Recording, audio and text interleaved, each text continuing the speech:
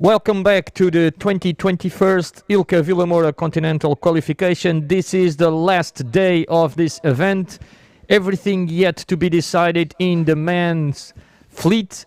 Here with me, I'm Nuno Ferreira. Here with me, I still have my good friend Jean-Luc Michon, class representative. Jean-Luc, I think we do have something special to celebrate today.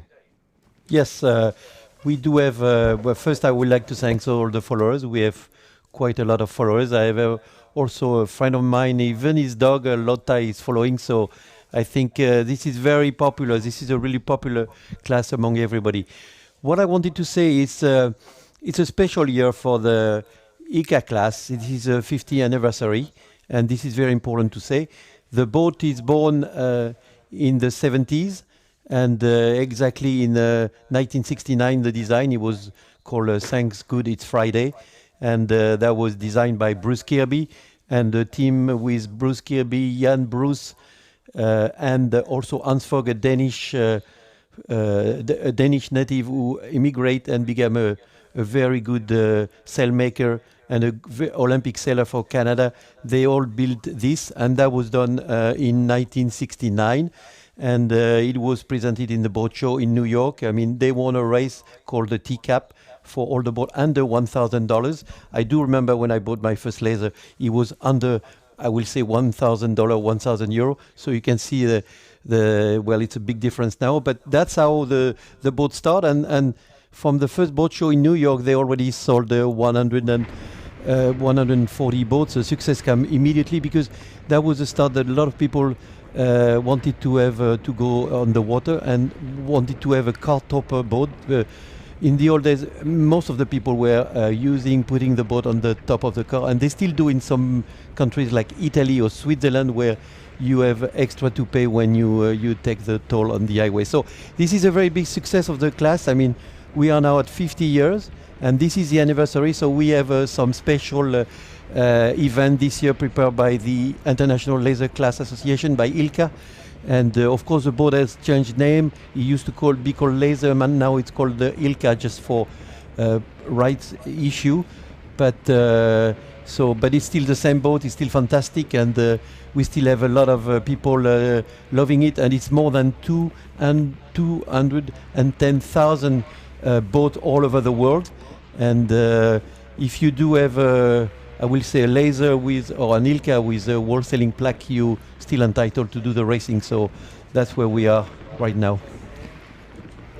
Yeah, that's quite correct. We have a lot of followers in the live streams these past 3 days.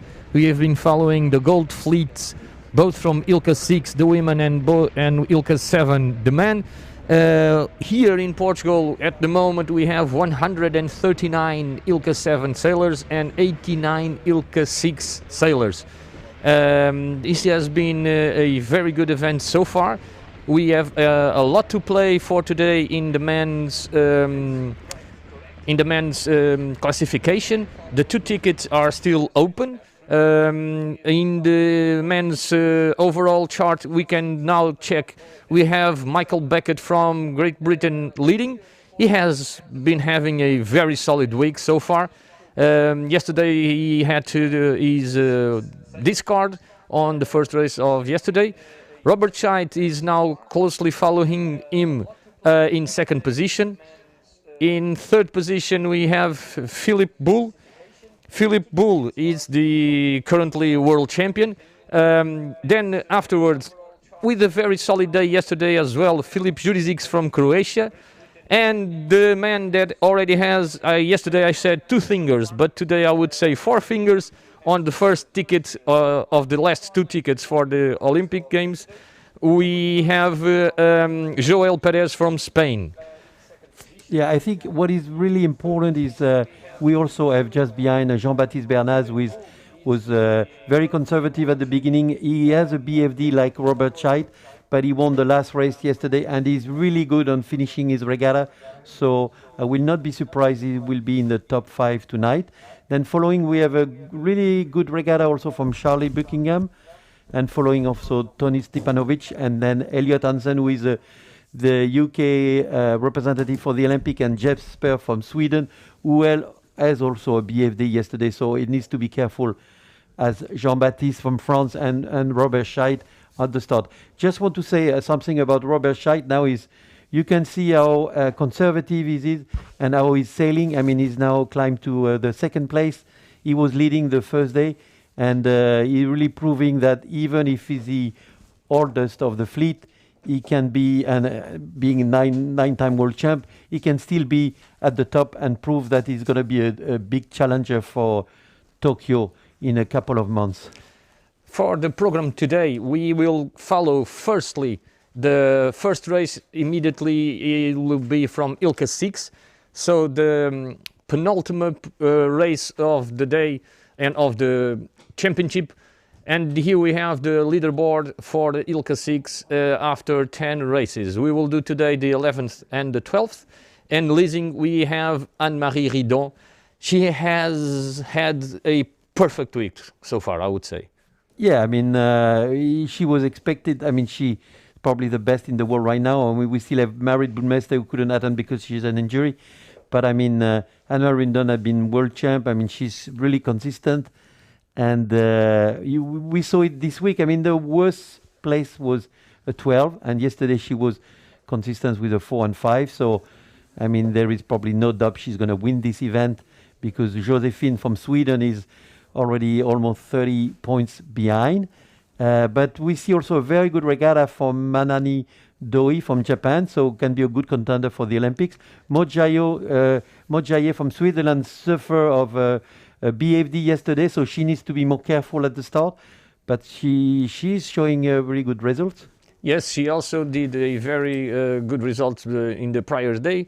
From Finland, in the 5th position, we have Monika Mikola, and Vizela Karashayu from Greece is closely by following her. So a lot of things to be played also here on the women's. And today we have very strong conditions outside. Yesterday we also had very strong winds. Today the wind is supposed to be a little bit more to the right-hand side. So the wind direction at the moment is coming from 1.140 degrees and with a wind strength of 14 knots. I remind you that yesterday when we started, we had around 11 knots and then the wind established itself around the 15-17 knots. We had 1 or 2 gusts going up to as high as 25, but the normal gust yesterday went up to 20-21, with the seas getting a little bit bigger by the day. And not only bigger, they also were choppy, very coming from a lot of directions. So it was not an easy day for the participants. Today we are also expecting to have the bigger seas, even bigger than yesterday. And we will see how this will play out. At the moment we have, as we spoken before, now we will see the race chart. Normally what we have here is the outer chart, outer loop. So they go to the mark number 1, then they have a big reach up to mark number 2. The first downwind leg from mark number 2 to the gate from number 3 gate. Then they go up again, and this time for mark number 2, coming all the way down again, the same direction and same place to marks number 3. A last reach, a small reach, and then turning on mark number 5 for a small bit going up. This will be the race course that we will have for the Ilka 6 that are already on the water, and they will be the starters of this day. We will follow, on this live streaming, we will follow firstly this race of the Ilka 6, then we will broadcast later on the last race of the day of the gold fleet from the Ilka 7, the men's. We are betting that will be the decider. Yes, as we said before, in the Ilka 6 qualification, it was only 2 countries who reached the gold fleet. So the ticket has been secured for Israel in the Ilka 6 women and also for Portugal. So this is done, but now in the Ilka 7 for the man, everything will be decided in the last race You need to remember that there is only one discard at this regatta, and that makes everything. We have some sailors who have some BFD, some really bad races, so it can be decided, really in the last race. So this is why we have decided to broadcast the last race, because that will be the exciting moment, and that's where we will know. I mean, of course, before protest time, the qualifiers. Thank you very much, Jean-Luc. You're quite correct. And in this ILCA 7 last race, we have our local representative that still has a good chance to get that hand on that last ticket. We will have Joel Perez, like we said earlier, with a really solid position to be close to having that ticket granted, but not granted. Only in the last race it will be decided. Then we have Duke de Vos, from Netherlands, Joaquin Albalat, that is still for the ranking as well, but as second Spaniard it will be a little bit difficult for him, but still open. Then we have from Belgium Vans van der Lier, and from Italy Alessio Spadoni, from Montenegro Hugo Dukic, and from Portugal in 22nd place Eduard Marques, our local Edu. Following him we still have Nicolo Villa from Italy, and also and also Elliot Merceron from Switzerland. These are the closest that are at the moment for the ticket. We also have William de Smet, that he had some strong results, but then he had some bigger results, some one black flag as well, and so he cannot make any mistakes, and he needs to hope for the other guys to make a mistake. Yeah, I mean, anything can happen. I mean, you could have the day of your life and win the two races, and then it can change everything. We have seen that before. We saw that some years ago in the World Championship in Perth, and we had there were three Americans wanted to have the spot for the Olympics. They fight against each other, and the third one finally won the two races, and by surprise for everyone, got the spot at the Olympics for the American team. So, anything can happen, and if you have the day of your life, then you can make it. So I just want to point that, as I said before on the previous streaming, that Joel Rodriguez from Gran Canaria, if he has the week of his life, I mean, he's a really good sailor. He's been world champion under 21, and if this week, he's gonna do something good. So let's see what's happened. So, but first we have to see the ILCA 6 now. Thank you very much, Jean-Luc. Okay, 5 minutes. The 5-minute gun just went out, and we see the flag, the red flag with ILCA on white, and this means that there are 5 minutes to the start of this race. Race number 11th for the ILCA Gold Fleet, ILCA 6 Gold Fleet. Last two races, we can see behind the race committee POR 8151, which is Carolina João. Carolina João, local hero here for having stamped the ticket for the Olympic Games. The last spot that was available, because Israel had already managed to secure that position. Behind the race committee boat, we just saw a little small different information that we now have. The wind is not from 140, it's coming from 135 at the moment, so it went a little bit. So uniform flag at 4 minutes to the start. In the front of the race committee boat, we do have Nino Shimueli, principal race officer, and right next to him local race officer Luis Raposo Verissimo. The girls now are lining up. As you can see, the seas are a little bit big, as we saw yesterday, a little bit more spread than what we saw yesterday. So there is a period between the waves that is a little bigger than what we seen yesterday. But I would say that it seems a little bit bigger than what we have seen yesterday.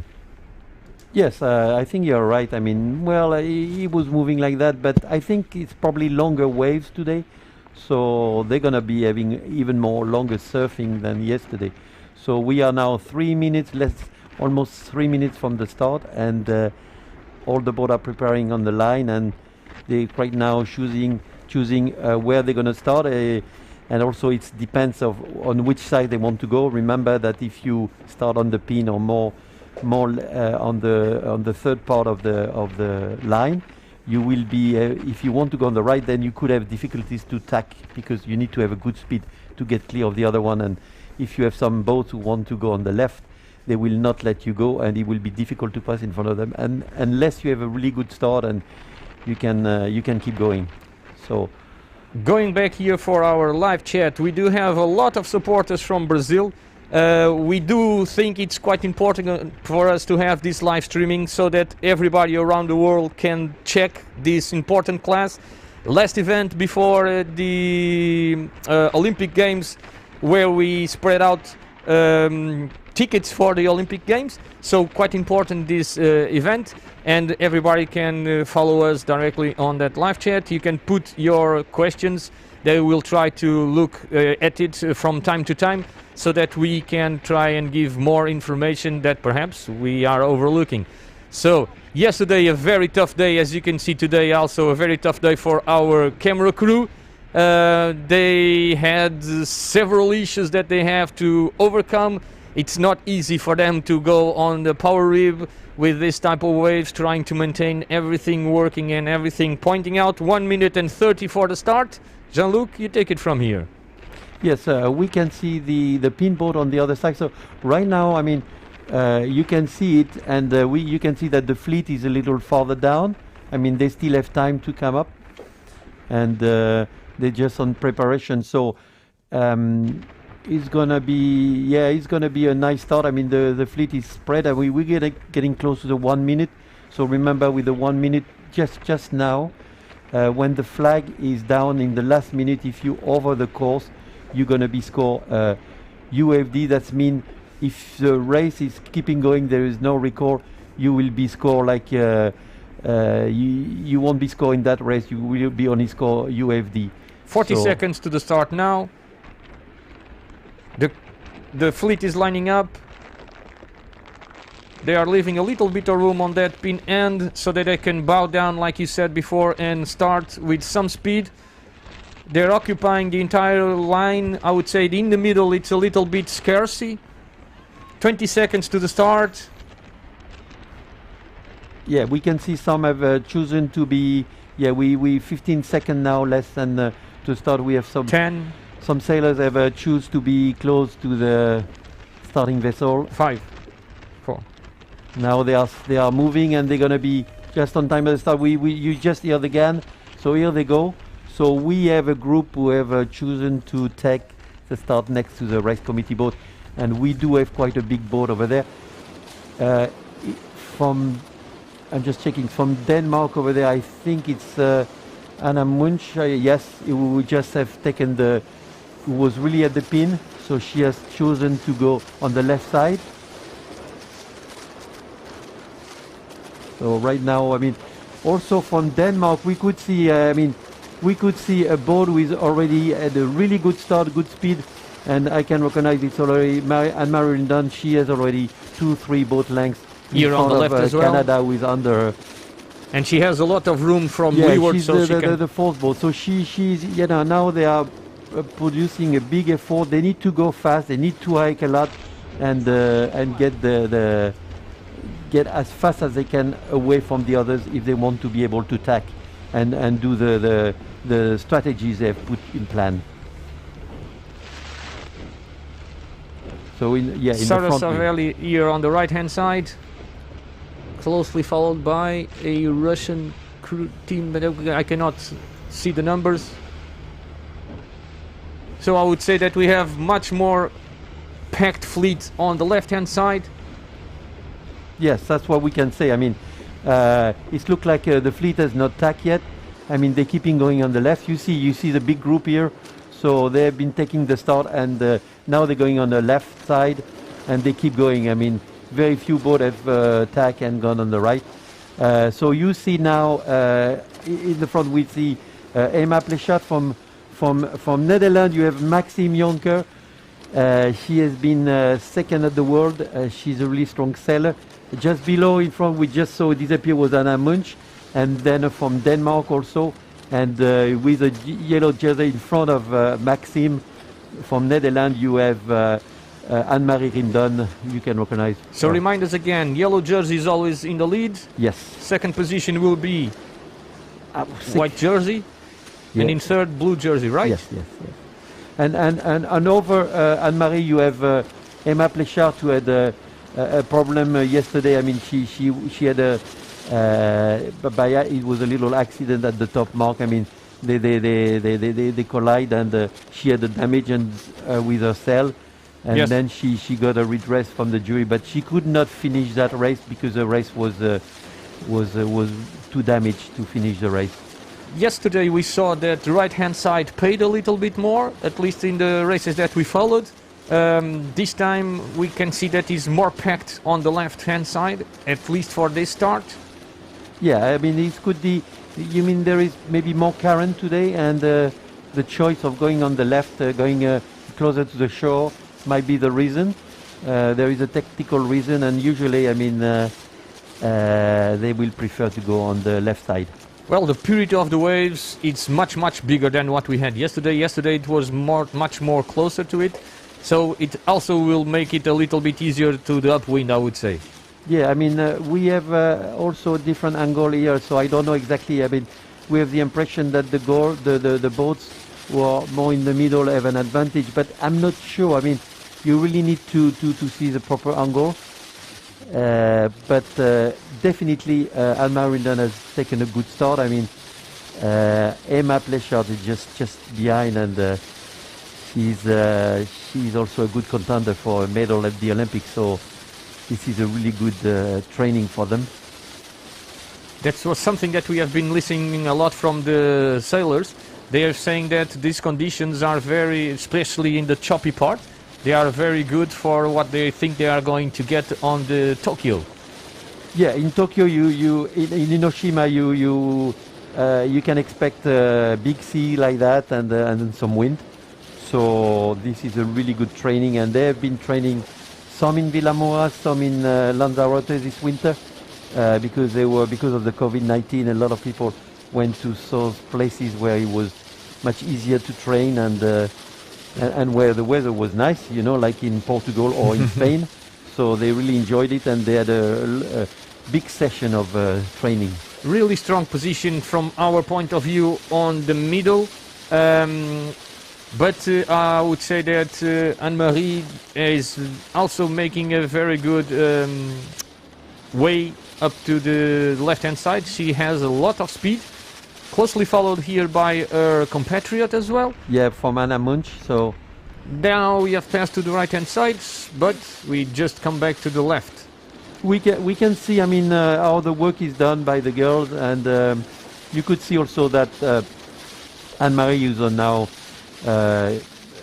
take away from Emma, who is just behind, and they did take away from the rest of the group. So there is quite a big speed difference. On the right-hand side, we are following Maria Kishlukina, and from Switzerland, we have Maud Jaillet. So she has taken that option today. She's in, I think she's fourth overall right now. Yes, correct. She had a good regatta all the week. She just had a BFD in final number 9, race number 9 in the final. So that's. But she's been sailing really nicely, and we did see some really close regatta from her and Anne-Marie Rindon a few days ago, and with four boats are deciding to post everything on this right-hand side. So really big difference of choice regarding the rest of the fleet. Yeah, just upper Maud, you have from Lithuania, Victoria. She's the only Lithuanian sailor here, and she's the one going to the Olympics. Let's see if it's a good option. from the live feed. Thank you, Augustine, for your kind remarks. We are now joined as well from Switzerland. I've seen somebody from the Australia as well. And thank you guys for following us in this live stream. From this perspective, it's a little bit difficult for us to tell you where it's paying, if it's on the right or on the left. But I would say that this Swiss Maud Jaye has decided to take back. And perhaps she had either a lift or she decided that this is not paying enough. Well, I think it's important to stay with the fleet. I mean, not to go too far. I mean, if you go away from the fleet, you take a big risk. So, of course, he can pay, but if he pay, of course, you can be first. But if he does not, then that will cost a lot. So we see now the fleet who has tack, and we see a big fight between Emma from Belgium, Emma Plechard, and Anne-Marie Rinden. So they're full hiking now, and it's really nice sailing with the waves. So I'm sure they're having a lot of fun. So coming here from the left-hand side, most of the pack has already tacked to the middle of the race course as well. So let's see in a few minutes' time if Maud Jaye can cross any of these boats, or if any of these boats can cross in front of Maud Jaye. Yeah, as we can say, I would say that more to the left we had the two Danish, and a little bit more to the right we had the Russian and Maud Jaye from Switzerland. Yeah, we can see some boats over there on the right side. So, I mean, honestly, with the angle, it's not easy to say who's going to be in front or not. I mean, you could have also, if you have been gone too much on the left, tacked too late. You know, if it's not, but we'll see. I mean, I remind you that the wind at the start was around 14 to 15 knots. I would say that it's still on like that. The girls are in full hiking mode, I would say.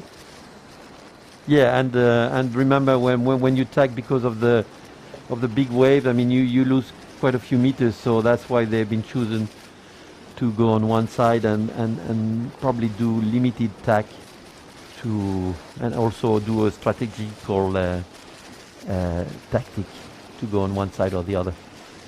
Here we can also see Silvia Zenaro, Italy 7318. Yeah, Silvia Zenaro is going again to the Olympics. She's a bestseller in Italy, and she won the ticket to represent Italy at the Olympics. So at the moment, three sailors that are already in the Olympics here close together. Exactly. So, and as you said, at least two of them candidates to the medals. Exactly, and also we as I said yesterday, we have Annalise Murphy who couldn't make it to the gold fleet, but who's really strong in that wind, and she showed that she won the two races yesterday, if I'm right in the silver. But yeah, she did. So we have on the other side, so from Victoria from Lithuania, and she's stacking again. So probably if she's stacking again, that's probably she thinks it's not so good. Yeah, the full name is Andrulytė from Lithuania. I'm sorry for the pronunciation. But she has been to the previous Olympic also. She's a very good sailor in lighter wind. I mean, she has shown that many times. It's a little more difficult when it's breezy, but she's trying hard, as we can see. So she can have also a chance at the Olympics. I mean, everyone can have a chance at the Olympics. Currently staying at 26th position overall of this regatta. Yeah, you can see even from this perspective. I mean, it looks like it was better on the other side, but of course, if when they tack, the wind change a little bit and they have a lift, they can get closer. So let's see what happens. I can't see with upper, it's a little too far. I think it's Maud Jaye just a little upper from Switzerland, if I'm right. I think so, yes. So Maud has again attack and taking this side of the race, going on the right side. This is what she has decided. So we have a big split. Most of the boats went a little bit more to the left-hand side or in the middle left, and a few boats decided they will try to come to the right-hand side of this race course. Yeah, at the difference of yesterday, remember the women with Ilka 6 were doing the inner, but this time today they're doing the outer. So when they will be at the windward mark, they will go on the ridge for the next mark. They will not get down. So now we see Victoria attacking, and we had, I think everybody now has tacked. So probably there is a little shift or a lift, and now they're really pointing. So let's see what happened. But or they are closer to the ley line on the right side. Yes. So let's see where we are. Today the mark have changed color because they were difficult to be seen yesterday. They were green. So the race committee has decided to change them for orange to be more visible. So we're going to see the orange mark at the top mark. We don't see it ourselves right now, but we will. As the sun disappears a little bit from here, it gets harder to see the green. So the race committee accepted the request of the sailors to change colors of those marks, and that's what happened. Yeah, so you see it's quite a big sea again. I mean, even more than yesterday. So like we said in the start, yes. So the ridge and the run is going to be again fantastic. A little bit difficult because they are far away from shore. Sometimes the signal takes a little break out of us, and we need to go to a different camera. As you can see here on the rib that is trying to follow the fleet, it's really tough conditions for the crew, for the camera crews. So from Poland we have 1313. Poland 1313, we will get to you in a moment. It's Magdalena Kwasna. Yeah, Magdalena Kwasna is a young sailor. There is two sailors from Poland. There is Agata Warwinska, and they're both fighting for the ticket for Tokyo. Quite interestingly, they are 28th and 29th. Yeah, I mean, yeah, that's normal. I mean, if you know, when you're fighting for the ticket, I mean, you're looking at each other, and you're a little sometimes more focused on what is your, I mean, we'll say teammate is doing, because you need to beat her or him, depending if you're a man or a woman, of course, in the fleet you are. So match racing on an Ilka. Not really match racing, but I mean, for example, you wanted to go on the one side, but you see the other one go on the other side, so you stay more conservative because you don't want to lose points. So, you know, this is a strategy and a tactic. What is important for them is to get the ticket at the Olympics. So it's a different approach. Yeah, it's that is something that is also here. We said that the tickets are already given, but the tickets are already given to the countries. There are a lot of nations that are still have their own sailors fighting against each other to get that spot, right? Exactly. I mean, this is a case of Spain, for example, in the Ilka 6 women. The best one will go to the Olympics. They didn't had a great day in the wind yesterday, but we had a sailor also from Gran Canaria, Martina Rhino, who is pretty good also in that wind, so can move up. So now we are having. I think we see that Anne-Marie is still in the lead, with Emma just leeward of her. She's crossing in front of everybody. That's the truth. So the left side was better. And we have a group coming from the right side now, and they are... Okay, so Anne-Marie just tacked, and now Emma is following, so they must be on the late line. Yes, and they're getting close to the mark now. So Emma stay also in the control. So I think Anne-Marie is now making the mark, so that's pretty impressive again that she's there. Okay, there was one girl that just passed behind Anne-Marie very close, and she went to the left. Let's see if we can see that as well. Okay, so we do have some sailors coming from the right. Yeah, but I would say that the Anne-Marie will get there first, right? Yes, Yes, she's. And then we the have two Germans closely following her. So a pack of 4. So Anne-Marie is leading. From Germany, it's Anna Anderson, Vasilia Karaciu from Greece. From Italy was Savelli, I think. From Emma Belgium, Emma in Slechard, 4th or 5th, right? if I didn't mistake.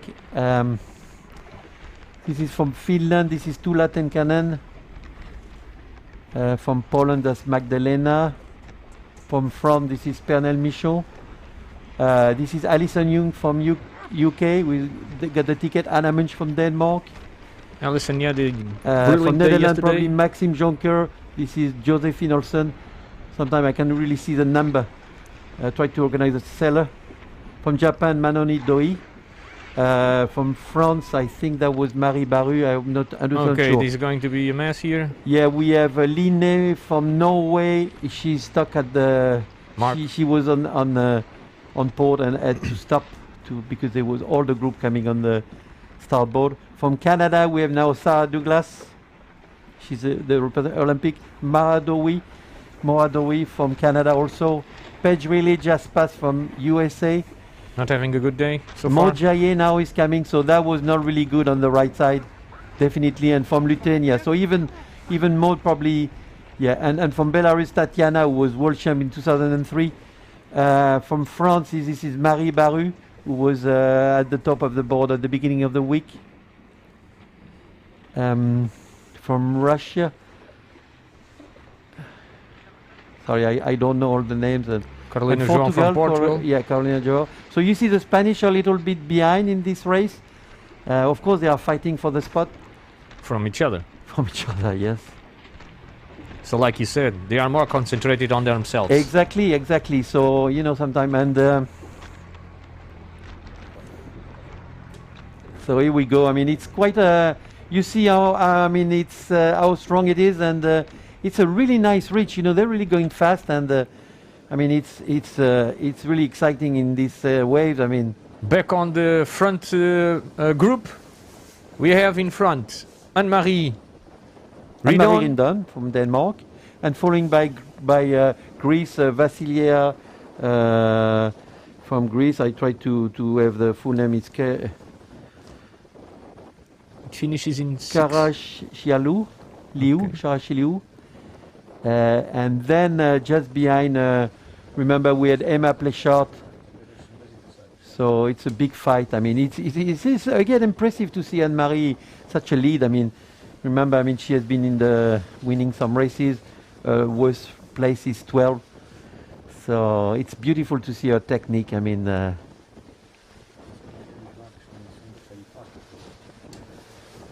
She has been training a lot. She has a Polish coach, and they have done a lot of progress in the last years. But like you said yesterday, we have seen her in the front with light winds, with medium winds, and now with big winds. So she's a really strong contender at the moment. Yeah, she's there in any kind of condition. Some sailors are good in lighter wind, some in stronger wind, but she's there all the time. So she knows how to make the boat going fast. So she's going really, really fast. This is a key thing. When you know how to make the boat going fast, you go faster. And we saw it at the start. Now she's passing the mark and going on the run. So the first downwind leg, and we have, Greece. Greece. Vasilia. We have Italy, Savelli, if I'm right. and where is Emma? This is Anna Anderson. And Emma was in 5th position, right? Emma should be just now passing, yes. Here she is. Let's see, was Italy 217 318. It's Silvia Zanaro, I think.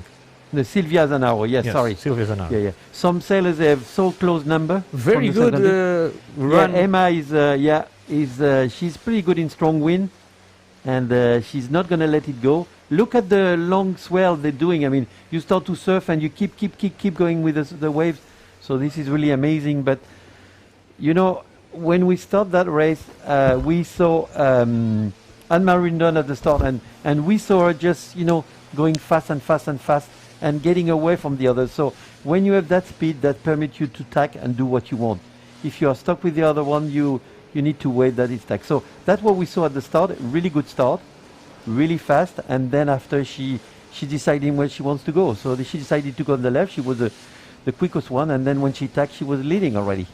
Yes. And also she picked the right side of the course. So this is excellent. You know, she has a really good vision of the racing. So, and she knows how to make the boat going fast. So it's really impressive to see her in this big sea.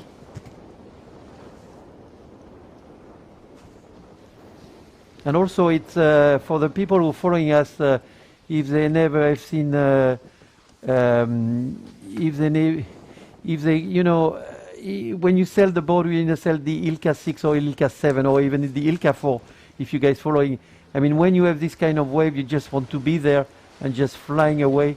I mean, this is so much fun, and you feel the speed of the boat. Even if it's not a fast boat compared to the foil one, I mean, everybody is having a great time, so that's why it's so popular with more than 210,000. Just a little remark regarding the Gold Fleet of the men. We have two UFD flags, one for Swiss Elliott Merceron and one for the British. I'm just checking the number of it.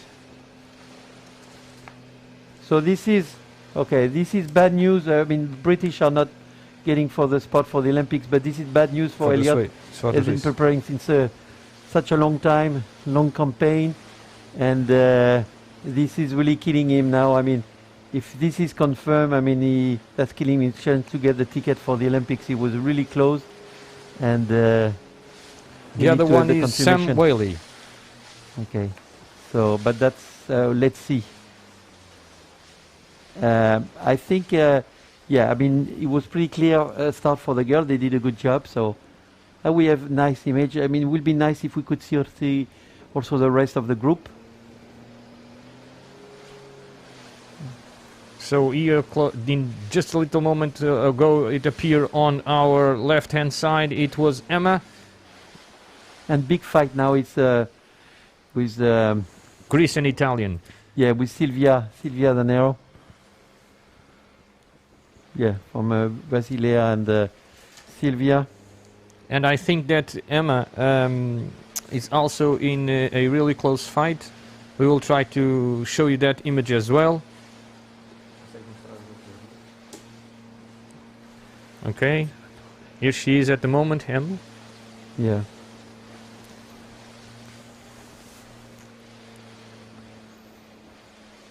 I mean, all those sailors have a big experience, been sailing for a long time. But we are missing one sailor that was in front of Emma, immediately in front of Emma.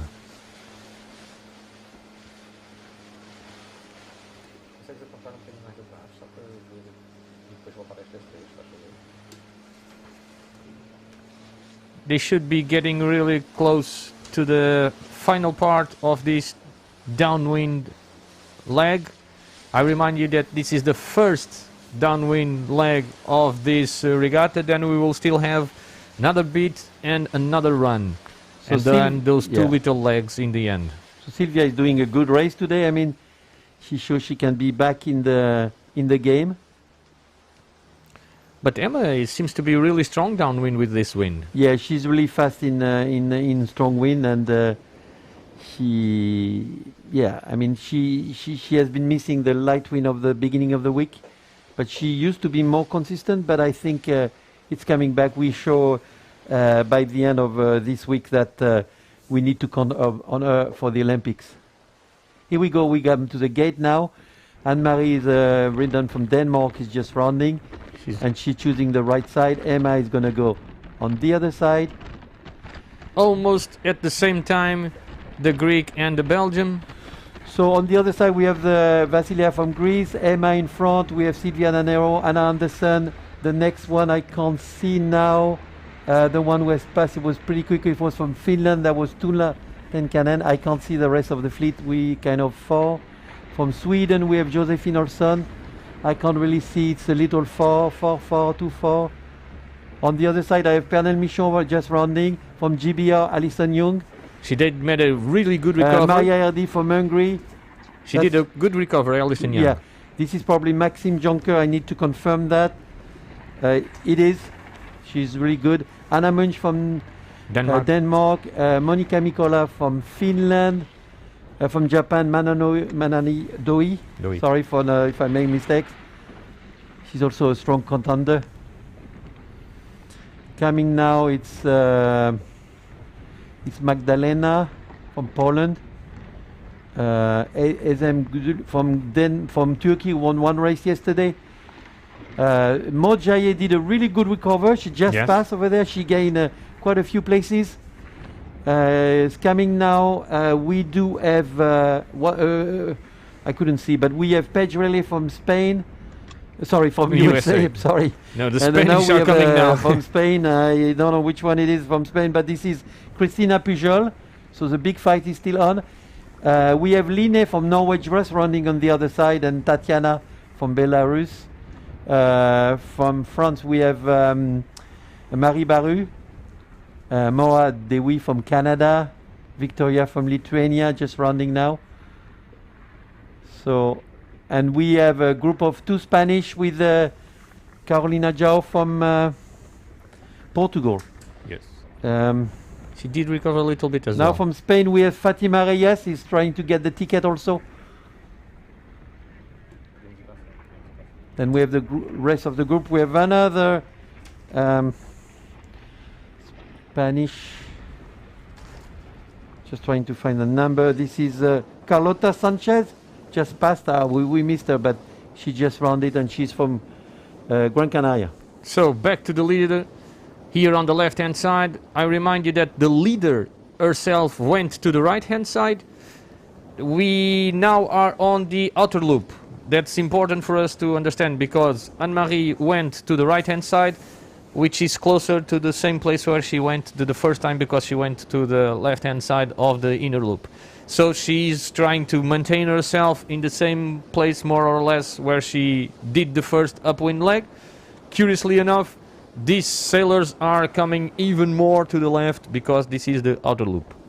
Yeah, I mean, this is a real different, because of course, you know, you have seen they have done a big reach and after going on the run. So they're not. It's not exactly the same than when they had started. You know, the mark is at a different place.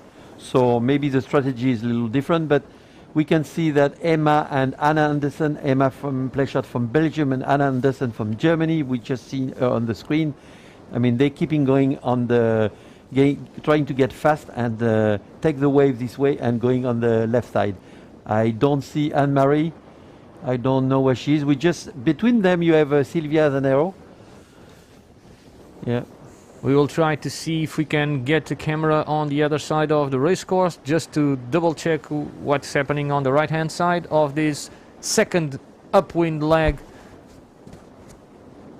Tacking underneath the Italian. Okay, they all tack. Yeah, I mean, Silvia is keeping going from Italy, but she's tagging as well, or not? She's probably going to tack now. No, yes. So okay, now so probably a little shift, maybe a small one, or they are looking where the mark is, or they don't want to lose control of the other one. Yes. You know, I mean, this is remember, this is a second beat, and you need to keep your position. You can gain, but don't take too much risk, because okay, this is the first row. We have Luis Cervera over there. There is another French boat just below. I can't see the number now.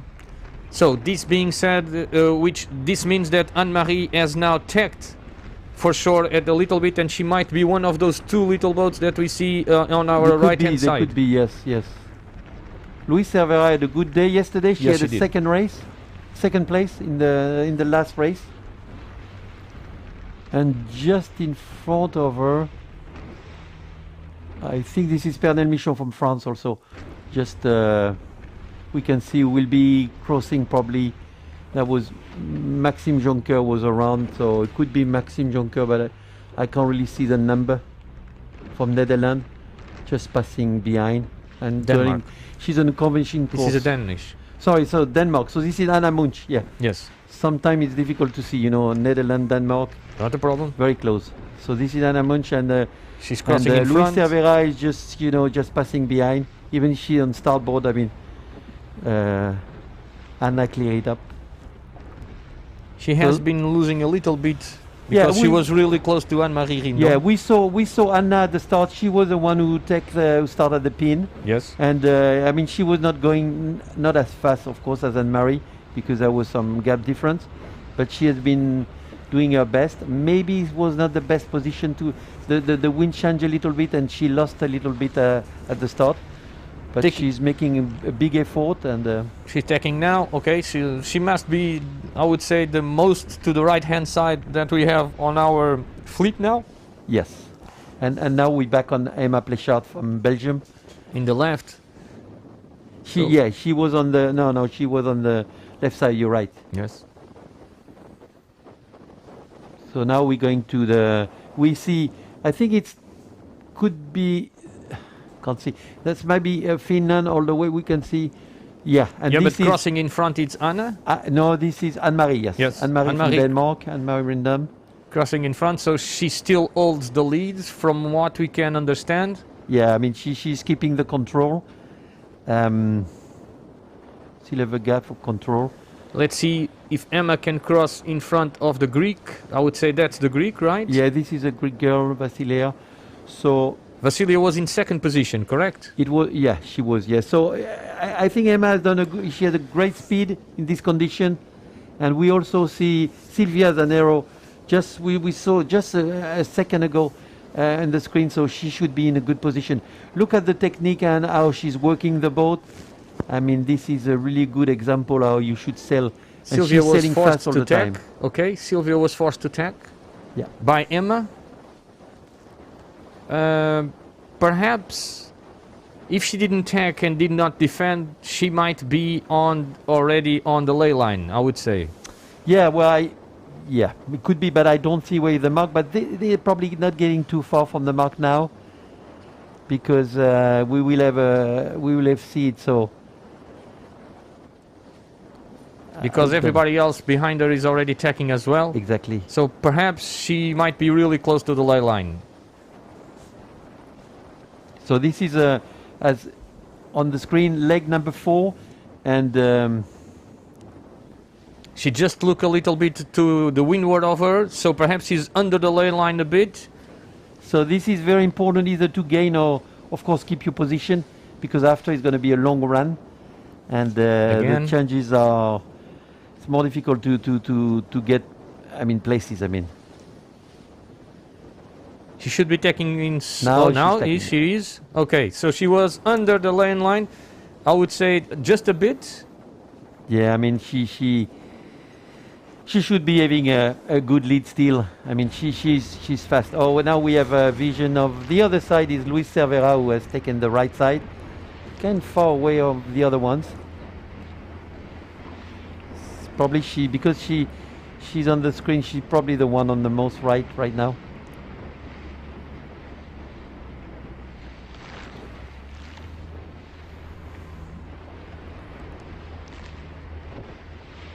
So you can see the big waves. Are we back on the top of the fleet?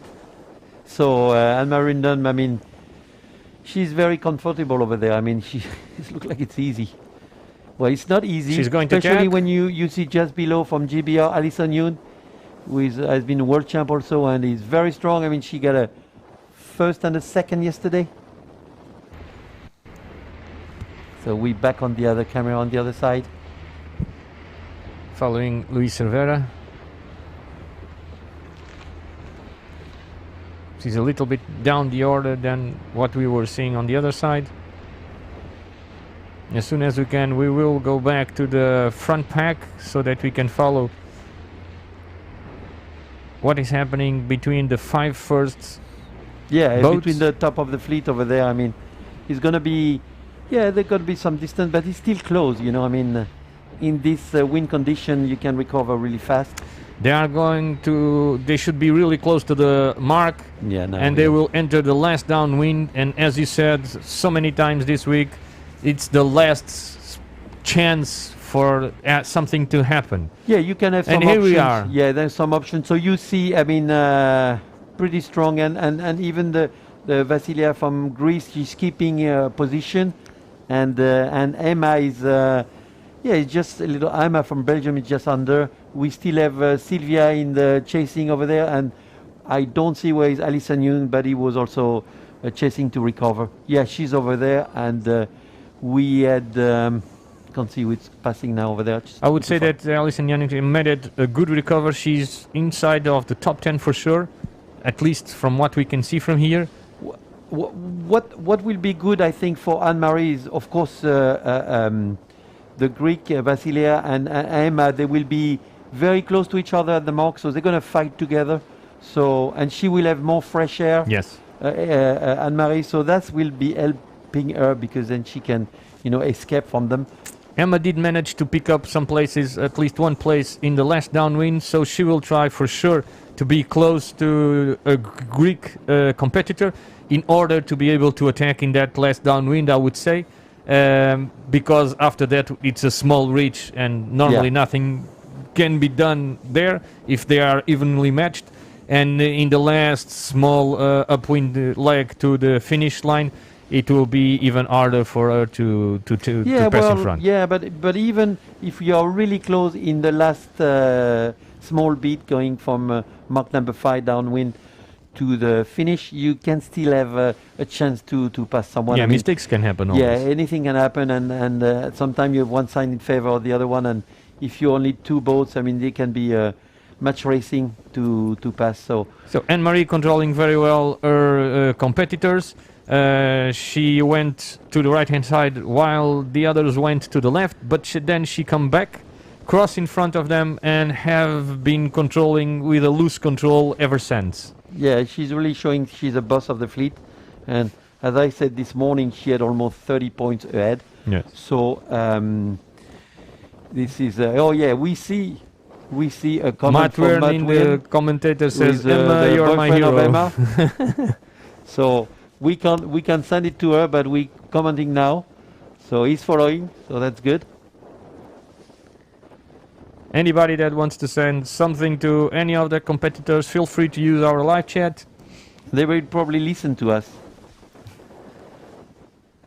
So we're getting now close to the top mark.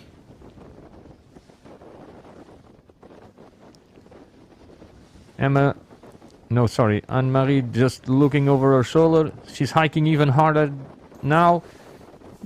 Yeah, she's really, really fast. I mean, do you think the wind really just good. picked up a little bit, 1 or 2 knots perhaps?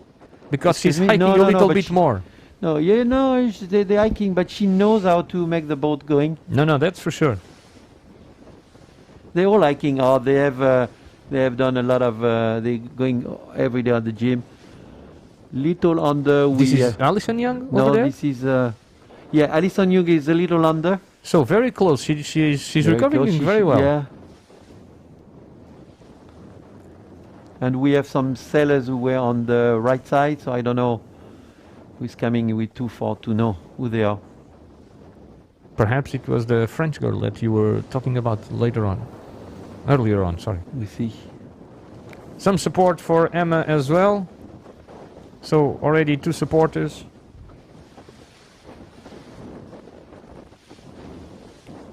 They should all have their fingers crossed for the last run for sure.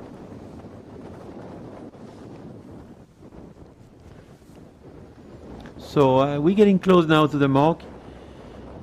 We're gonna see it very shortly. We still have. She should be tacking right about in a few seconds, I would say. We're getting very close now.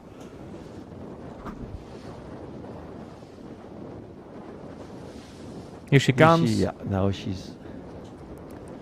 So we see now Silvia Zanero, Emma, and Vasilia from Greece. Emma in a really strong position to be either in second or in first. Second, I would say. Second.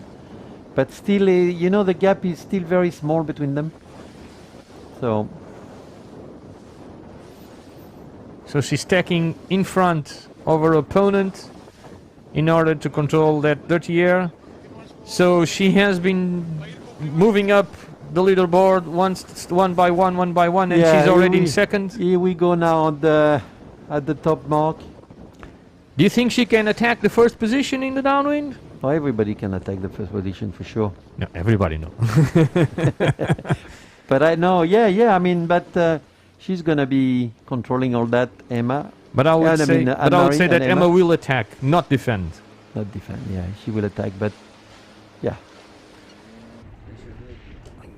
Okay, so now we have. Sorry, I lost the track here. Probably This is Alison Young. that's Alison Jung, Emma Andersson from Finland, Tula Tenkanen, I think, passing. And Anna Andersson now, Alison Jung. We have Magdalena, I think, from Poland, Josephine Olsen. We have Maria Erdi. We see Louis Cervera from France now passing. So she did went very much to yeah, the right. she went on the right, but that was Not a not so bad bad. choice for her. She did manage to pick up some places. So we have Manoni from Japan. I think this is Maxime Jonker now. We don't see much. Anna Munch from Denmark. Also a good job.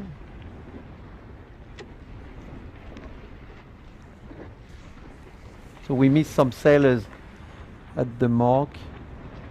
Anna Snellgrove Oh, now this is- from GBR. SM Gusset from Turkey. Pernel Michon from France. Sarah Douglas from Canada. From Norway.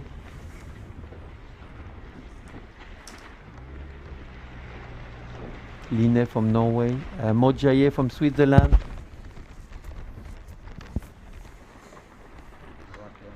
This is Daphne van der Aert from Netherlands.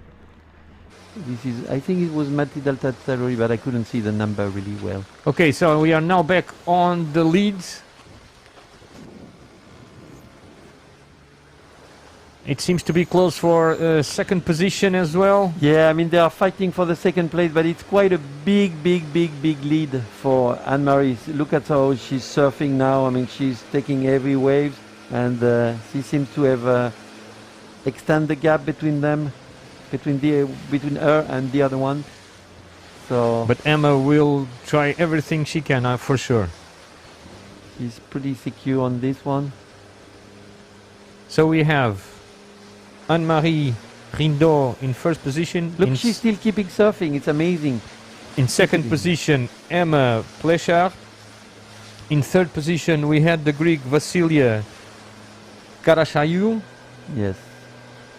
In fourth position, did you remember who it was? No, because there is a time. I mean, we had Anna Anderson, we had Alison Yoon, we have Silvia Zanero. I don't know. I couldn't see because the camera changed. But we're gonna see. Don't worry. We're gonna see. But we had Anderson and Silva very close to each other as well. So I now would say we- in fourth and fifth. yeah, we can enjoy now the technique Then and the Nelson way. Young also was really close to them. Yeah, we're gonna see.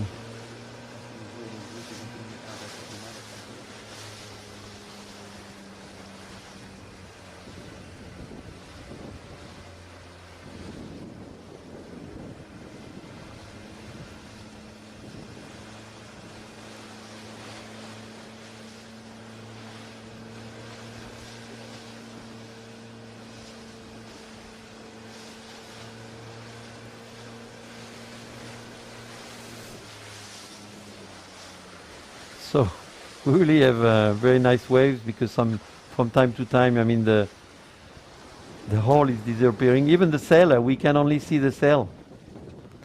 So very big seas today. A little bit spread or a little bit, the period a little bit bigger than yesterday. Yeah. But now it seems really choppy. Yeah, yeah.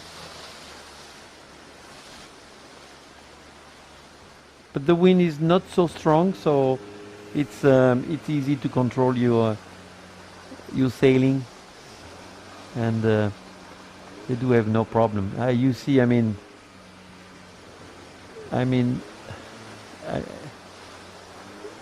she seems to go really fast. I can't ever. Yeah, I mean, She has extended the lead now. Anne-Marie, she's really, really, really fast. Amazing.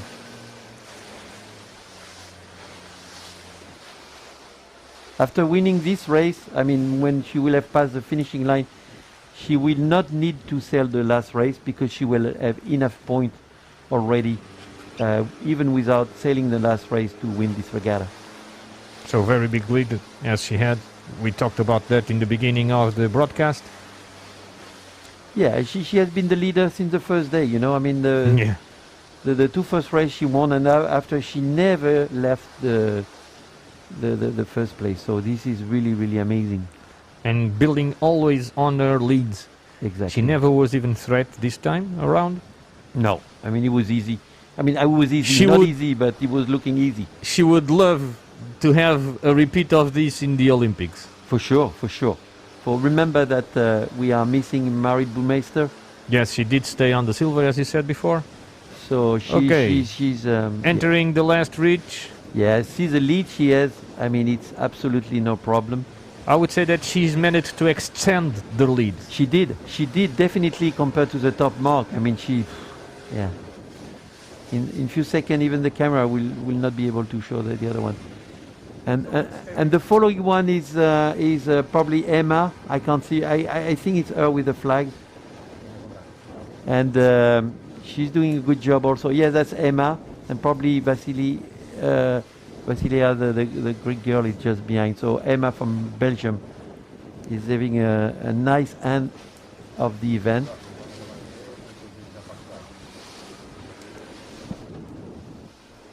So we are now trying to make our two cameras at the finishing line so that we can give you on the line everything that is happening. So we do have a Exactly. confirmation that is Emma in second position and from Greece Vasilia Keret in third yeah. position. Yeah. And now Anne-Marie has round mark number 5. You see the black mark over there, Here she and is. she's now going for the finish and winning this regatta overall, even if it's not the last race. Join us, everybody, to the welcome round of applause for Anne-Marie when she cuts the finishing line. Rough seas making everybody's job hard. Not only for the sailors.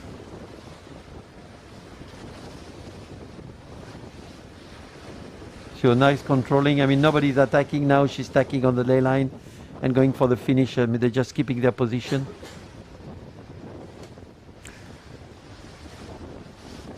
Here we go. Followed by Emma So the fleet has and spread then a little bit. Vasilia. Yeah.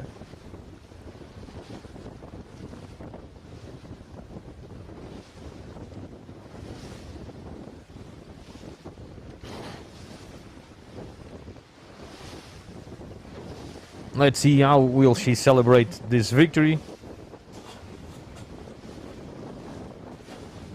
She's coming close to the race. Finishing line.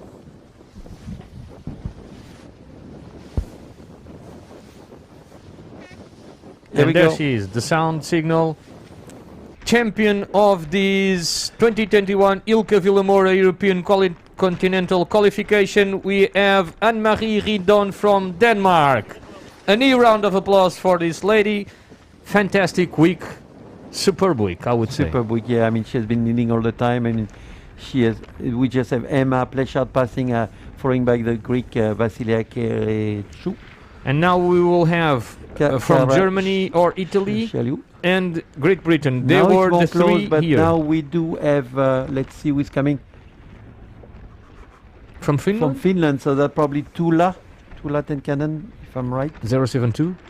Yes, that's Tula. Okay. Who has probably, yeah, but she got a really nice downwind. They are really close to each other, all of them now.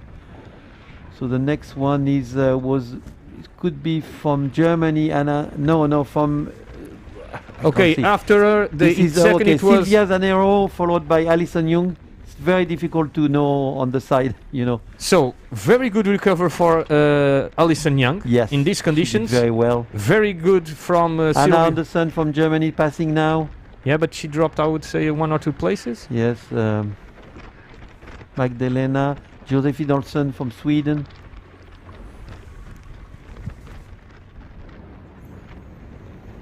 We are now having some difficulties to maintain our boats in the same position because of the rough sea conditions. Now we can try to see So who from is Japan, coming. Vanoni Doi, we have Luis Cervera finishing over there at the pin boat. I think this is Maxime Jonker.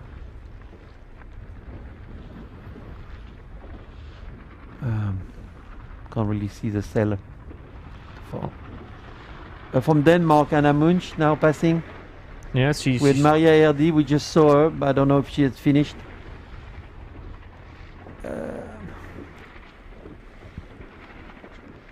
We have from Norway, Also Manami. Line yes. Flynn Horst. We have Pernel Michaud now just passing the finishing line. They are really close now. From Turkey, Ezem Gulay, Monica Mikola, and Maud Jaye is coming from Switzerland. So that's where we are now. Ah. So, and this is, I guess this is Daphne van der Hand from Netherlands. Sarah Douglas is coming to the finish from Canada. And we just saw from Italy, I'm trying to find the number. From Belarus.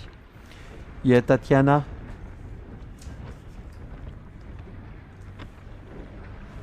And then we have I haven't another seen Italy. Paige. Oh, Paige is here now. Yes.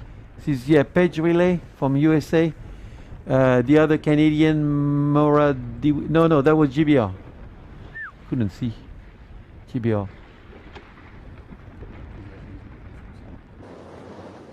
Okay. Okay, so- here we okay. see the 2 Danish. So in red now, she's in red now. She put a coat on. This is Anne-Marie Dunn, so the winner of this week.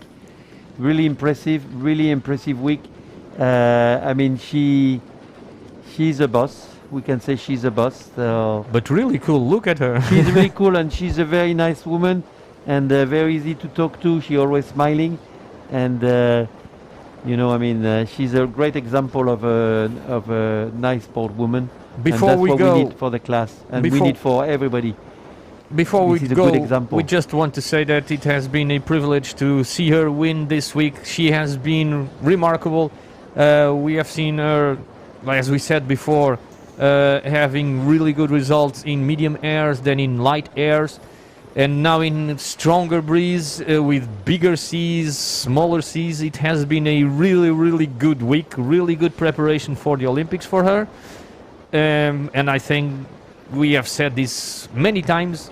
A really, really, really round of applause for this young lady. Yeah, and also for all the other sailors. You know, have been doing a great race, and they've been fighting. That's a good preparation for them, and even for those not going to the Olympics. So, But especially here today, a good race, I would say, for Manami Doi, because I did not see Josephine Olsen no, she so was close. not too bad. She was in the top 10. Josephine from Sweden.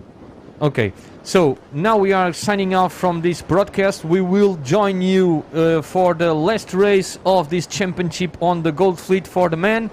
And we wish you a pleasant evening, afternoon, or morning, wherever you are. And we'll be back, Yeah, we'll be back in pretty soon, in 1 hour or something like that. Yeah, more or less. more or less. Okay.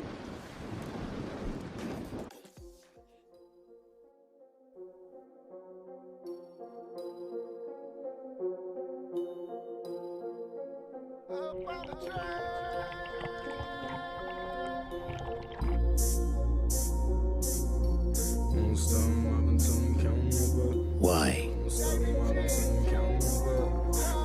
Why cross continents?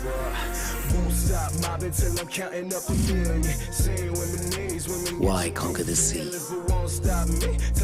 Challenge the winds.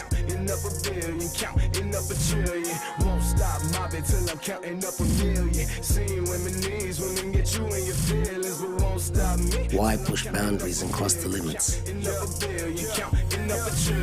Won't stop mobbing till I count 100 stacks. Even with a GPS, you couldn't get to where I'm at. Up in Leash, Facing the cold and the rain. couple racks. If you carried all these bags, you would have a bad bag. We do it for the moments. Down low, money out the bag, throwing round low. Left class and I let the ground float. Don't ask if you ain't about dope. Shawty pad told her drop it down low. Money out the bag, throwing round low. Up in first class, got the ground float. Don't ask if you ain't about dope. Won't stop mobbing till I'm counting up a few. Arrive at the sunset These women get you in your feet. for the memories that are ours. Proud Group, designing sailing destinations.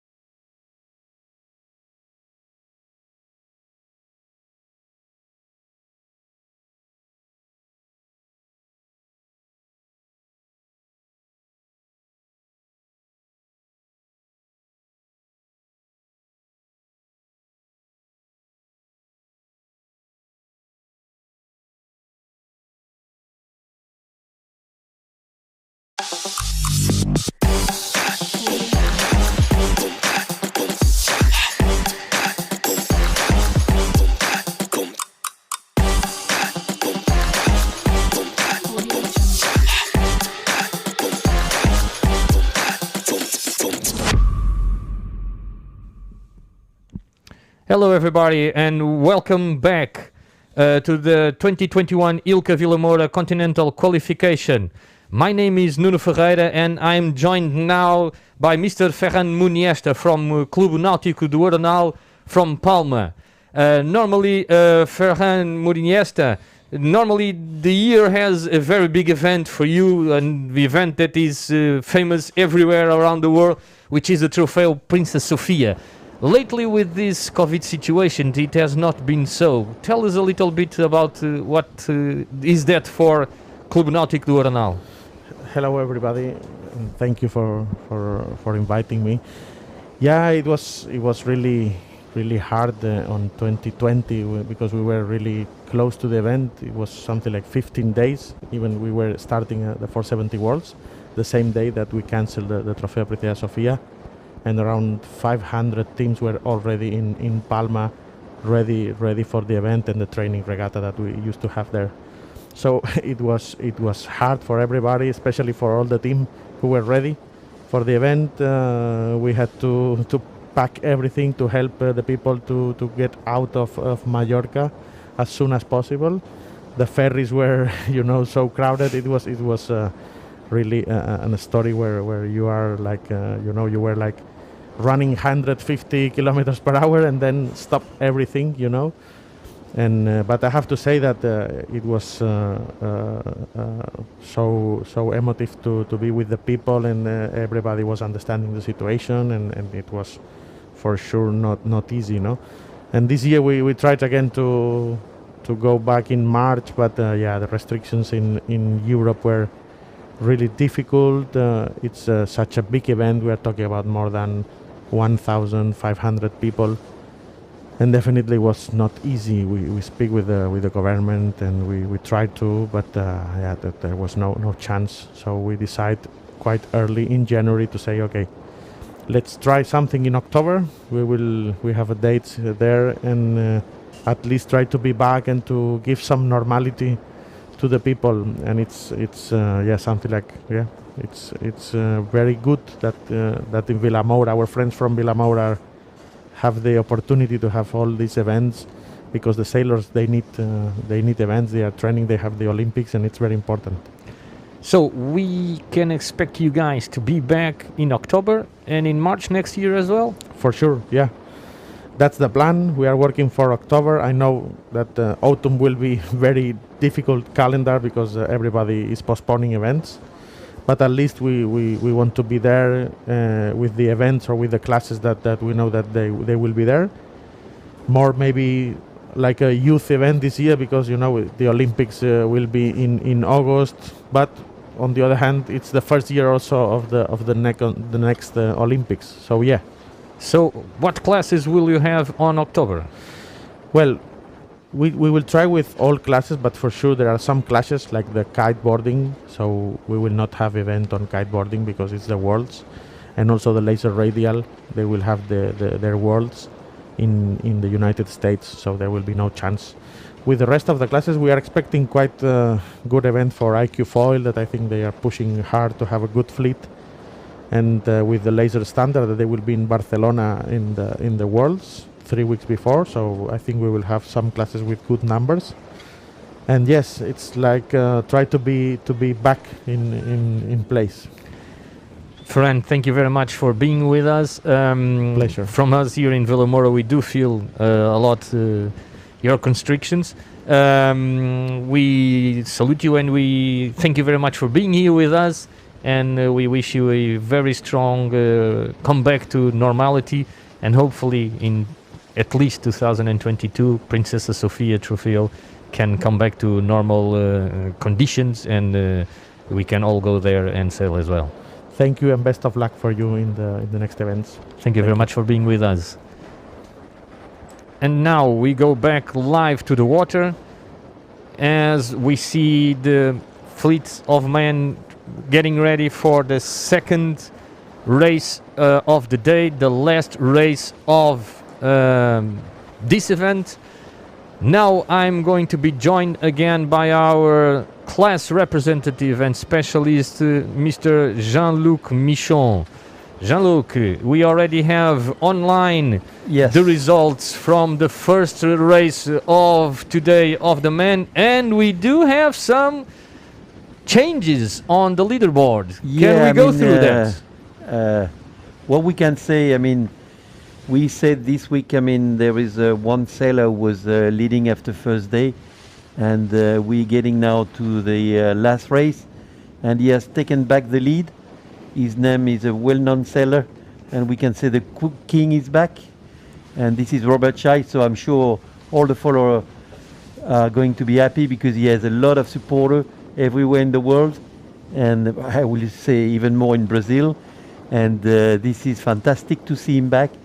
Remember, this guy is not 20 years old. He has done a lot of campaign. He has won gold medal at the Olympics in the laser class, in the Ilka dinghy. So, I mean, he's a fantastic sailor. And we were talking earlier about Anne-Marie Rindon, and he's also a very nice person. You can come talk to him. I do remember that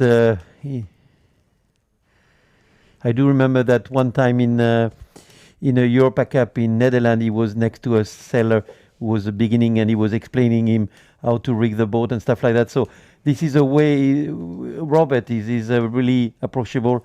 He's a fantastic sportman. He's an example for everyone, and he's an example for the class and for the sailing world. Yes, but before we go into this really different leaderboard that we have after this first race of the men, we will now take a small look to the leaderboard of the Ilka 6, the women fleet, as it stands at the moment after that race that we just followed. So with no surprises, as we told before, champion of the 2021 Vilamora European Continental Qualification is the Danish Anne-Marie. The leaderboard that we just saw, it was from today's morning, and it only had the race number 10. We are now trying to put on the one that already includes race number 11, and that leaderboard will show, as we said, the champion Anne-Marie Rindon from Denmark. She had, I will repeat again, and sorry for repeating myself, a superb week. I'm sure that she would love to repeat this type of performance in the Olympics. Followed closely by now from Josephine Olsen from Sweden and Manami Doi from Japan. So Josephine still holding Manami behind because she managed to come in front of her with a really good race. Vasileia Karashayu has managed to come up a little bit more on the leaderboard, and now we go live again to the water. Jean-Luc, what can we expect from this race? Well, I mean, remember this regatta is the European qualifier for the last spot for the Olympics. So the drama of the previous race was we had two UFD, and in one of the UFD was Elliot Merceron from Switzerland. So that's really, I will say, kill his possibility to be qualified, because with this UFD, I mean, I don't know what he finishes this race, but whatsoever, he was classified last in this race, and that's killing his position. Okay, we should be getting really close to the starting line, because the guys here are from the pin end. They already sometimes come down to pick up some speed. They are trying to defend. The Croatian here, which we have here at the moment, is closer to us. So this is Filip Jurizic. Yeah, so this is, no, I don't think it's Filip, it's Tonči Stipanovic. And so this is the last... No. It's Tonči, yeah. It's Tonči, yes. Tonči Stipanovic. Okay. Good. Okay, so... Thank you very much. Yeah, so we're getting close to the start, but just to remind you, right now in the overall, we still have Joel Rodriguez Perez from Gran Canaria, who is holding the spot for the Olympics. He's very close.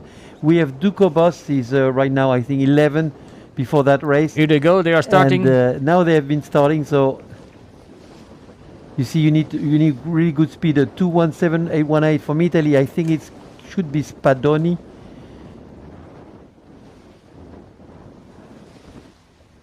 .611. Spadoni 6:11. No, it's not him. So that's. Okay, so we are general recall. So we have a general recall. So everybody's going back. You can see the rib is passing in front of all the boats with the general flag recall hoisted. So we are going back. Yeah, the Italian sailor we saw was not Spadoni, was Giovanni Giorgetti. So, but there were. I mean, you could see all this group below was a little over. Yes. Before the start, so they're not gonna recall. And remember the first start. I think it was a first attempt, and that was under the U flag. So there is nobody restrict to start the next race. Okay. It's only when you have the black flag. So this is good for us because now we can talk a little bit of what happened today in the morning. So as we started the morning, we had the leaderboard organized in the following situation. We had Michael Beckett in first, Robert Scheidt in second, Philip Bull, actual world champion, in third, Filip Jurizic from Croatia in fourth, Joel Perez in fifth, Jean-Baptiste Bernaz in sixth, Charlie Buckingham from the USA in seventh, Tonči Stipanovic from Croatia behind his fellow compatriot here in 8th, Elliot Hansen in 9th, and Jesper Stalheim in 10th. Now on the leaderboard after the first race of the day, we have in first position Robert Scheidt. He exchanged positions with Michael Beckett, that it's now in second. And in third position, still holding up firm, we have Michael Bull. And fourth position we have Jean-Baptiste. Jean-Baptiste goes up 2 spots. Charles Buckingham now in fifth, up 2 points as well. Tonči Stipanovic is now the first Croatian in sixth position, so up 2 positions as well. Joel Perez goes down from fifth position to seventh, and Filip Jurizic goes down from fourth to eighth position.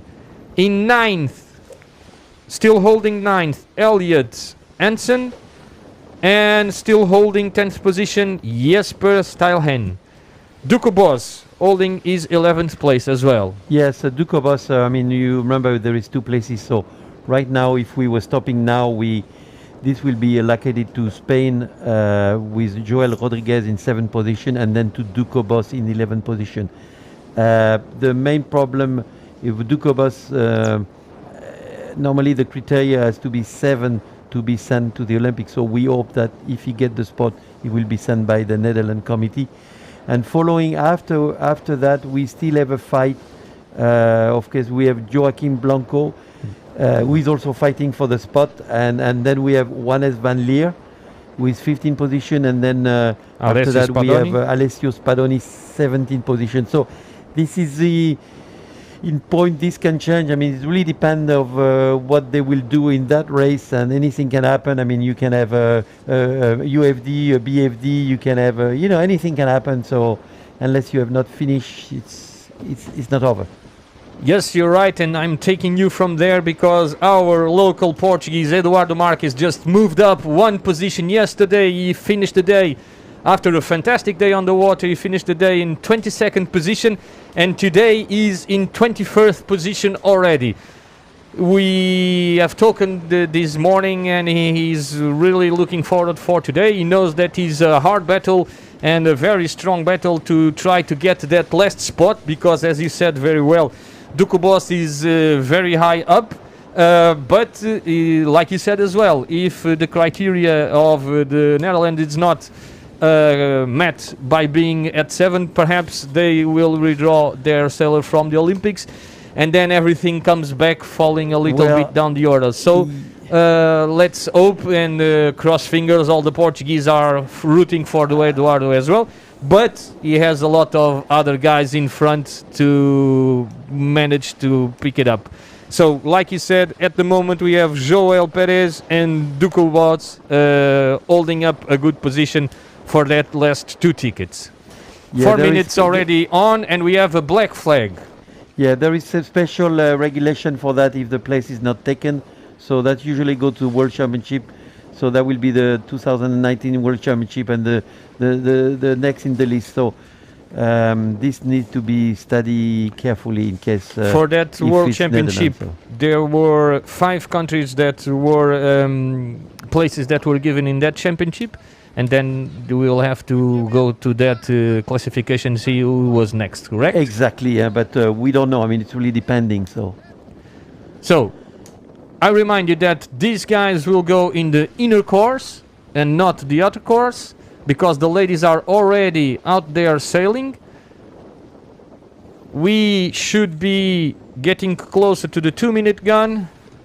we can see now. I mean, it's a small fleet on the committee boat, and most of the fleet is already on in the middle or on the last set. So next to the pin boat. So they're really going to, you know, when they will be start getting in the last minute, they will all slide down slowly to the pin boat. I mean, to the other side of the line, and it's very few boats over there. Here next to the race committee from El Salvador, he did a 6th position, Enrique Araton, in the previous race, so he's also very strong today.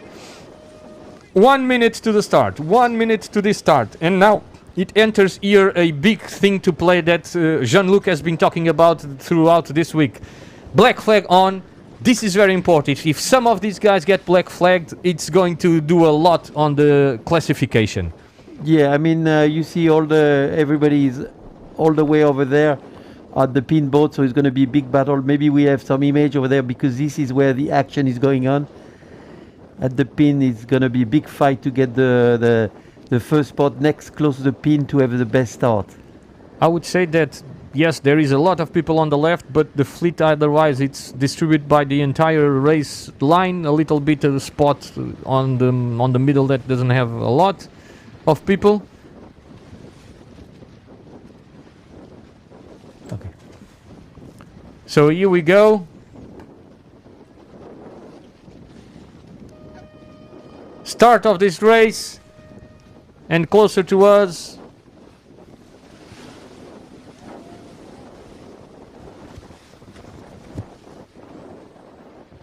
Yeah, it's look like to me there is I see the race committee going, so I think there is a general recall because we see some sailors stop. I saw the race committee boat coming, but it didn't have the flag this time. But my impression that there is a recall. So if there is a recall with this, in that case, Okay, they are could be taking some numbers. Some sailors will be. Okay, general recall. So the No, we have AP flag. oh, it's we have with an AP flag. Okay, we couldn't see. Okay, good. So this is AP flag. So they put They the are AP still trying before to the control start. the fleet. So when you put the AP before the start, they thought that it was too many boats, and they didn't want to black but they flag. couldn't take, for example, 30 boats, and they didn't want to take like 15 boats because that will be unfair for the one they would have been not taken. So this is a reason why the race officer Nino Schmeli decided to put the AP. This is a normal procedure in world sailing, and that's how regattas are run. So there's no doubt about that. This is a really good action from the race committee. Yes.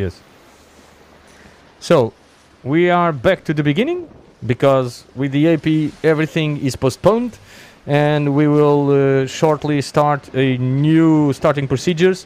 When that AP flag, that red, white and red, white flag goes down, it means that there's 1 minute to the start of the procedures, and then we will have 5 minutes, 4 minutes, 1 minute gun and the starting.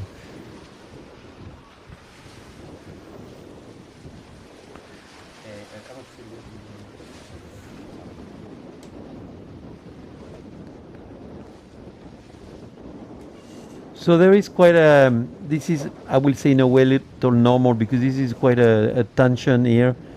Imagine you have some well, some sailors just trying to qualify the country. But in this regatta, you do have, like we had for the women, we had a regatta inside the country. For the women, remember, we were talking about the Spanish. They all were looking at each other and trying to get the best start. I mean, at the previous start we saw on race 11, we saw the two first contenders from Spain, if I recall right, and they were close to the starting vessel. I think that I just heard one whistle.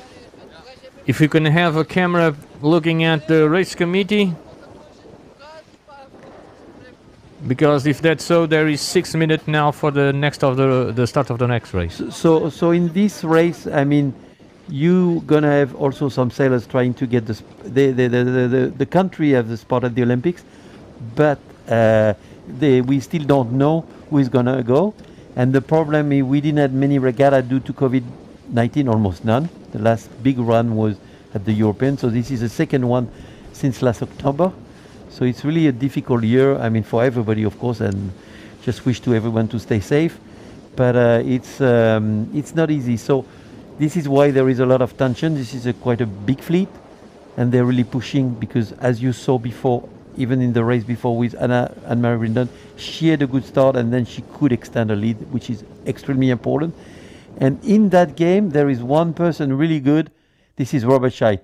He's really good at start. He knows where to start. He's really good to have a good speed at the start. Yesterday I just watched something very interesting. Robert Scheidt was stretching at the grass, and a smaller, much younger sailor than him was there asking for some advices. And Robert was happy to oblige. He was just speaking with the younger sailor, and he was saying that in this type of conditions, like yesterday, Robert preferred to go lower, to have some speed, and not trying to point really high, because he said that every time that he tries to point too high, he will not only lose speed, but it will lose leeway. He was. This is the type of thing that you just said about this guy. This guy is a really generous person. Is an open person, and it's quite interesting to see, because it was a really big difference of ages between those two, and he was just there for the other guy as well. It was really nice to see.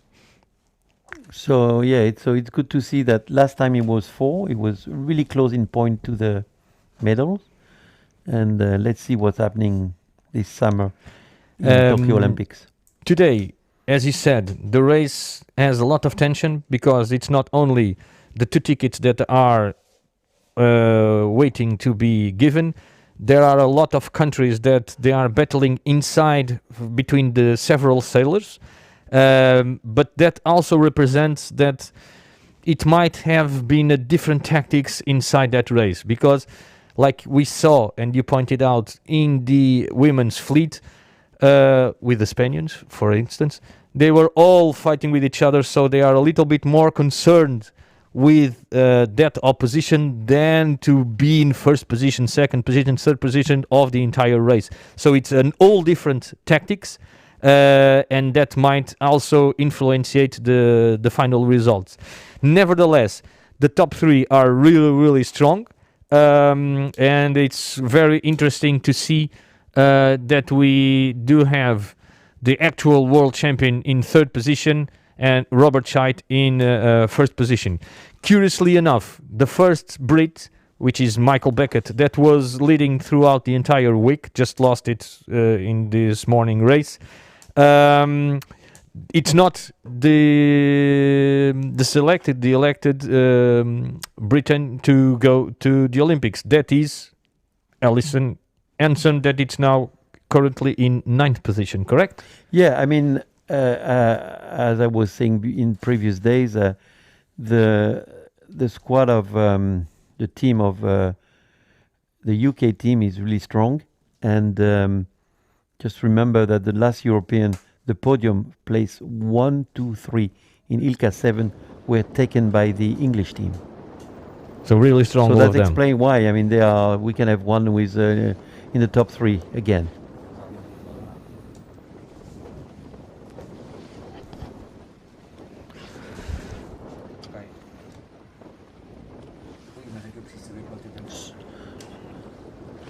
Okay, so we are having some difficulties with the camera that is pointing to the race committee boat. So sorry for that, folks. I know we all like to be seeing that side of the race course to understand a little bit better what's happening, but I would say they are really close to the starting line, the time, because they are running out of space and time on this side. I would say they are starting right about now. Here they go. Yeah, and it's again Giovanni from Italy. I think I can recognize his number. He loves to start near the pin, Giovanni Giorgetti, and he had again a really good start. I mean, he start next to the pin boat, and he was doing it before. He's getting the speed, and he got quite an advantage at the start compared to. I think this time that was Filip Jurisic next to him from Croatia. So we are now finally on with the last race of this event for the Gold Fleets. I do not see any rib passing in front of the fleet, so it seems that there's no general recall. No, I think they are on the run. I mean, Yeah. we can see over from There's one Ireland Brit. Finn Lynch, and then we have just on our screen from Italy again is Giovanni Giorgetti. I hope I pronounce it well for our Italian friend. Sorry. So he's really fighting hard. In the middle we have, From Estonia, Carl Rano. this is a Briton. And over there, yeah, we have we can't see the number, but there is a British sailor over there who had a good start. It They doesn't do seem to be have the same flag, all of them. So doesn't seem to be in either of the first ones. we see it dropping a little bit down. It's Finn Lynch. He just he couldn't handle it, and Filip Jurisic has taken advantage on him. And the Italian sailor. In a few seconds times we can have the other camera and we try to see what's happening on the other side. Okay, so we have another Italian on the other side leading this side. Two Italians. Two Italians, okay. So we have Nicola Villa, who is 89, is the guy at Windward. And the other one is, let's see. It's Blanchestinier. Okay, yeah. So here on this side, on the Giammarco. left-hand side, we have also an Italian, which Yeah. is... Is Giovanni Giorgetti. So we have Italian leading both sides of the Both fleet. sides of the fleet. Yeah, he had a good start, and he looked like he's going good. I mean, it looks like there is a gap now between him and Filip Jurisic, and he's working hard. A little bit up windward of this little group. We can see Estonia. Estonia is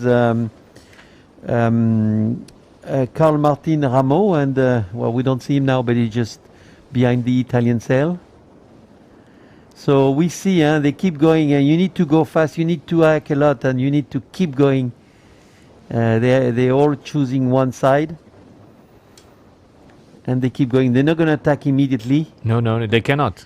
and they cannot. Of course, that's what we're saying. I mean, if you take one side, especially you start at the pin, Then you have to can't wait. start because unless the other one does, Yes. or unless you have a he's good fast. speed and Yes. like Anne-Marie Indon, and you Yeah, can yeah, get yeah, yeah. away. So we have a lot of supporters now. We have plenty of supporters from Brazil, from Spain as well, and from Italy.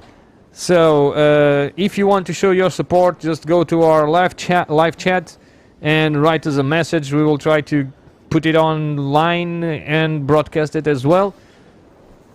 We are trying to see who is the GBR I think sailor. it's Daniel Whitley, but I'm not 100% sure. I couldn't see the number now, but I think it's him. In the middle, we already have somebody 216-385, checking yes. on the right-hand side.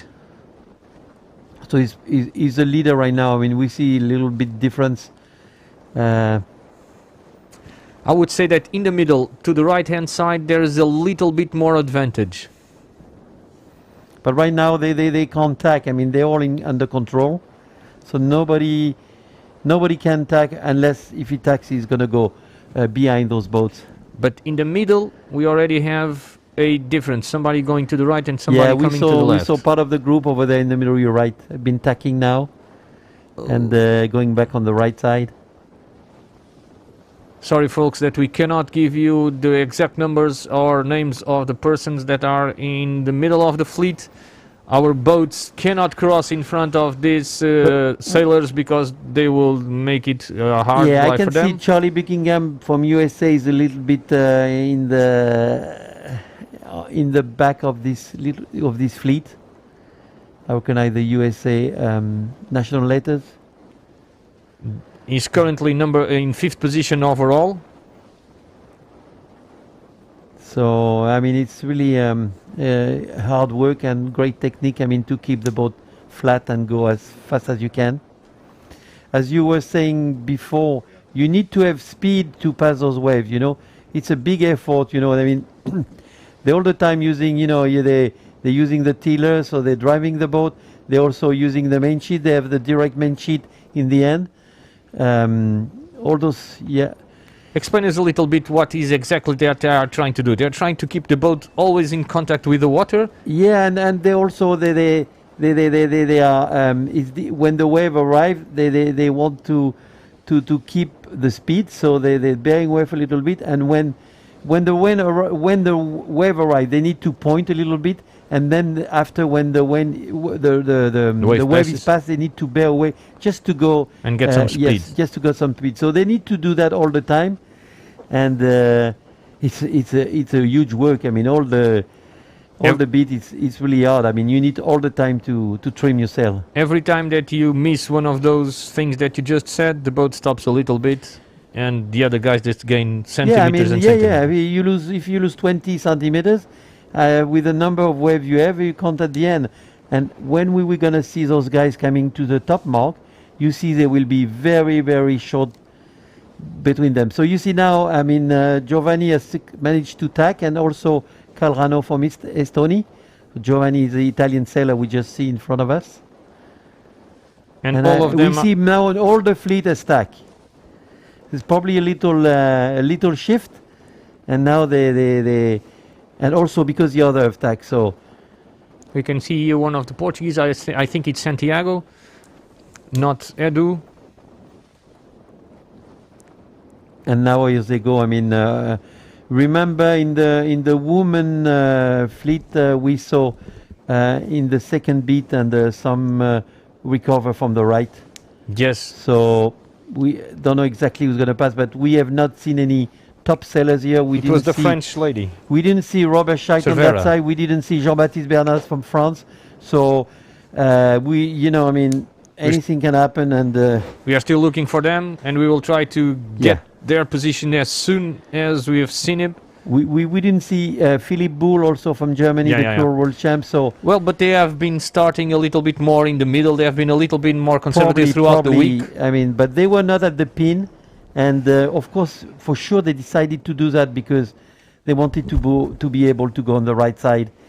And now perhaps we will see a Robert Scheidt even more conservative. What do you think? Because he's already on the lead. Well, he has 1 point lead. Everything is there. It's very small. So I mean, when you have small points like that, I mean, you need to sell your race. This is the only option. So basically, what we have now on the leaderboard, we have Robert Scheidt with 71 points. Just shy 1 point out of it, we have Michael Beckett with 72. But Philippe Bull is very much inside because he has 75 points. So these three guys are really close together. Coming down with 10 points below, we have Jean-Baptiste Bernas. But with a bad race from the other guys, he's still very much in contention as well. Yeah, I mean, we could see from the previous race, I mean, Philippe Bull was second. I mean, he loves this condition, so he can be a good contender. I mean, we're going to see at the top mark. Yes. But he's really fast in those conditions. So I will not be surprised if Philippe Bull is over there. Also, Robert Scheidt will be there also because he's pretty smart sailor, and that I see not why he's not going to be there. And Jean-Baptiste Bernas could be also there. I mean, he could have a good race in this condition. So more support from our live chat. Now we have support from Spain, Brazil, France, and Germany. Guys, keep it coming, and we will broadcast all of your support to the sailors. We will try to get one camera on that mark, because that will be a defining moment for us to be able to see how is the order of this group. As Jean-Luc has said before, we are missing the visual of some of the front runners, and that will be a decisive point for us to get the hold where they are on the fleet and get a better perspective of everything that is happening at the moment. And also we can have one of the sailors trying to get the spot at the Olympics can do a fantastic race at this time. So we need to see also where our Spanish friends, you know, I mean Joel Rodriguez and also Duco Bos from Netherlands and also Vanessa van Leer from Belgium, who is also close to him. So we now have supporters coming from the Australia as well, more supporters from Spain, and interestingly enough, a supporter for ILCA itself. We do have a lot of supporter for the boats. That's good. And this is why it's Olympics, because it's in many countries in the world.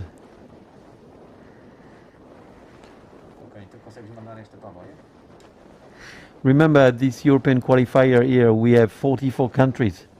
Yes, From all over the 44 world. countries, 228 sailors. Now more support arriving from Spain and Colombia. We are live through the entire world. We have supporters coming from everywhere. We are trying to show you some of the images and some of the actions that we have on board on the water. And it's not an easy day out there. Yesterday was not an easy day also out there. We have somebody, I would say, from Trinidad and Tobago and from Morocco as well. So, I mean, the wind is not too strong today. I will say it's just the sea. So you need to take the sea, and you need to work hard all the time. So this is working all the time. New Zealander laser team wishing everybody a good day, and the Dutch boys as well. Yeah, it's a pity that Australia or New Zealand couldn't be there, because they have, remember we have Sam Mish, who's going to the Olympics, and he was bronze medal in Rio.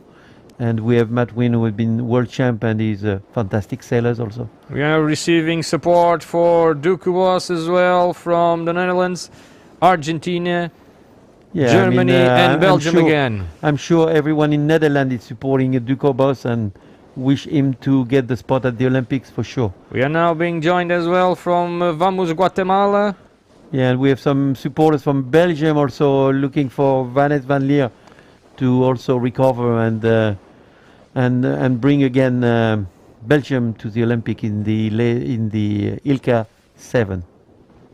Okay, we can now see that is a French. So we can in see, front. yeah, as I was saying, I mean, I was expecting Jean-Baptiste Bernaz. I mean, he's really good to finish his regattas. This is his big quality.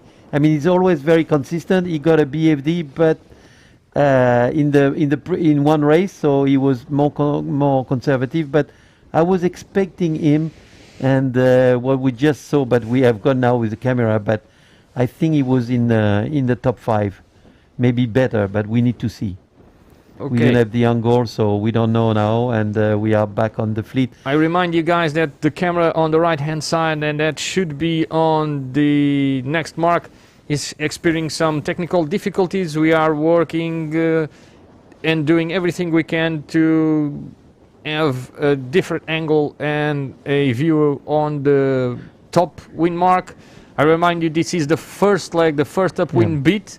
We are still missing the location of a certain, most of the top leaders. And Jean-Luc, you were trying to say? No, I'm trying to say, yeah, we can't see the front, and I don't know, I mean, we don't know what's going on the right side also when they're going to attack. Remember before he was in favor, but we just saw the French sailor, Jean-Baptiste Bernaz, and he looks to be really in good position. This is only I could see in the few seconds we had a vision over there. I think that I saw Scheidt a little bit further down the order from Bernaz. So I would say that perhaps it's Bernaz that is still leading. Yeah, I mean, this is if I had to bet and play on that, that's what I was saying before. And I'm sure Philip Bull is not too far. I know for Michael Beckett, it might be not the best condition. His previous race was not so good, but maybe he had a bad start. So let's see where he is. I mean, because this is also for them the fight to win this regatta, which is really important. So we still now have on vision Filip Jurizic from Croatia. I hope we're gonna go back a little bit on the front to know where we are. We're just a little bit back on the fleet now, and I don't know what's happening in front. I mean, all of us, we don't know. So we have this group. It's kind of far to know who is in the group in the. Well, now from Morocco we are live and joined as well, and they are wishing good luck to the guy leading the board now. So yeah, sorry to be still too far, but we can't really comment on there. But there is some, yeah. Well, there is a board who is in the lead, but sorry, I would say that far. they are. I would say they are getting to the there right is hand the side leader just tack, so he's gonna cross the other one. because you see all the Yeah, support they're getting boats over probably there. to the ley line. Yes, they are, should be on the ley line of the Yeah. right hand side. We will try to follow immediately to the mark so that we will have a clear vision on the mark of what is happening. I think I see Robert Scheidt in third position. I can recognize his sail with a logo, so he's really close. And I think it's might be Jean-Baptiste Bernaz is leading right now. I also recognize FR in the sail and the logo he has on the side. So no, well, GBR? No? Okay, here we are arriving at the marks. the So it's a French boat in the lead, I would say. Yeah, so this our is- money is on the French boat to be on the lead. it's Jean-Baptiste Bernaz, and We will see as behind, it gets closer we to don't know, us. it's probably from Russia. We can't see now.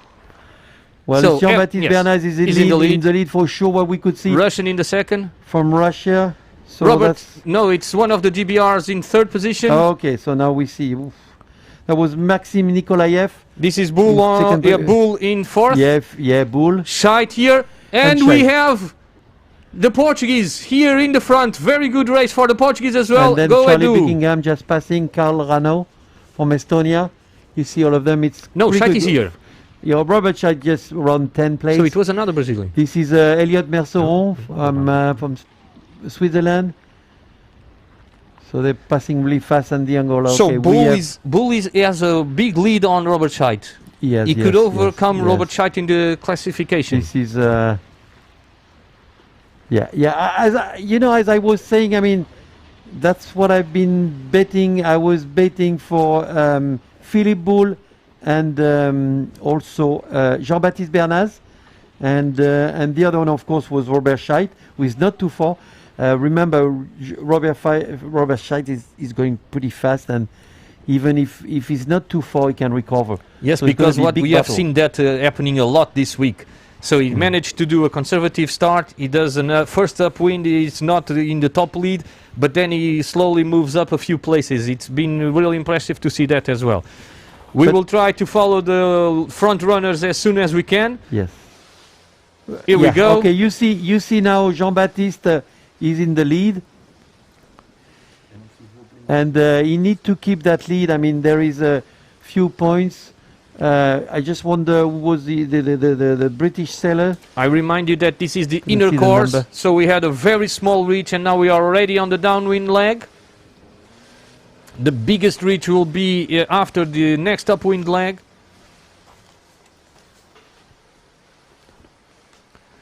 We have the Portuguese very well set up. I would say that it is in fifth position. A fabulous race for Edu so far. So if we look at the overall right now, I mean, Jean-Baptiste, he has 10 points to Philip Bull. So right now, Philip Bull is in a really good position. He was only 4 points to Robert, but Robert can recover on this, so it's going to be a big fight. Yes. So this downwind will be very important for the top of the leaderboard. They are all in a very different order from what we do have at the moment on the overall leaderboard. Jean-Baptiste is continuously trying to pound that boat and and successfully doing it so far. Yes, and he's chased by Elliot Hansen, who is going to the Olympics. Elliot Hansen is a little bit Down the order, yes, it's down in the ninth. order, but but Jean-Baptiste is really fast in this condition, and when he has decided to sail very well, he is doing it. And as I said before, I mean, he's really good at the end of his regattas and finishing always very good. So I mean, he has now a solid lead, and he's really fast. So it's gonna be difficult to pass him because he knows how to control the others. So he's doing everything he can to move up a little bit on the order. I think right now, I mean, depending where is Philippe Bull, but he still have to give many points to Philippe Bull. So Bull was in 6th place or so. yeah, so I mean, it's still 10 points. So, but we need to see what's happening. But you look at the lead now. I mean, look how fast he's going. I mean, Yes. this is really impressive, and he's a big contender for a medal. He was very close to the medal last time. He was also close.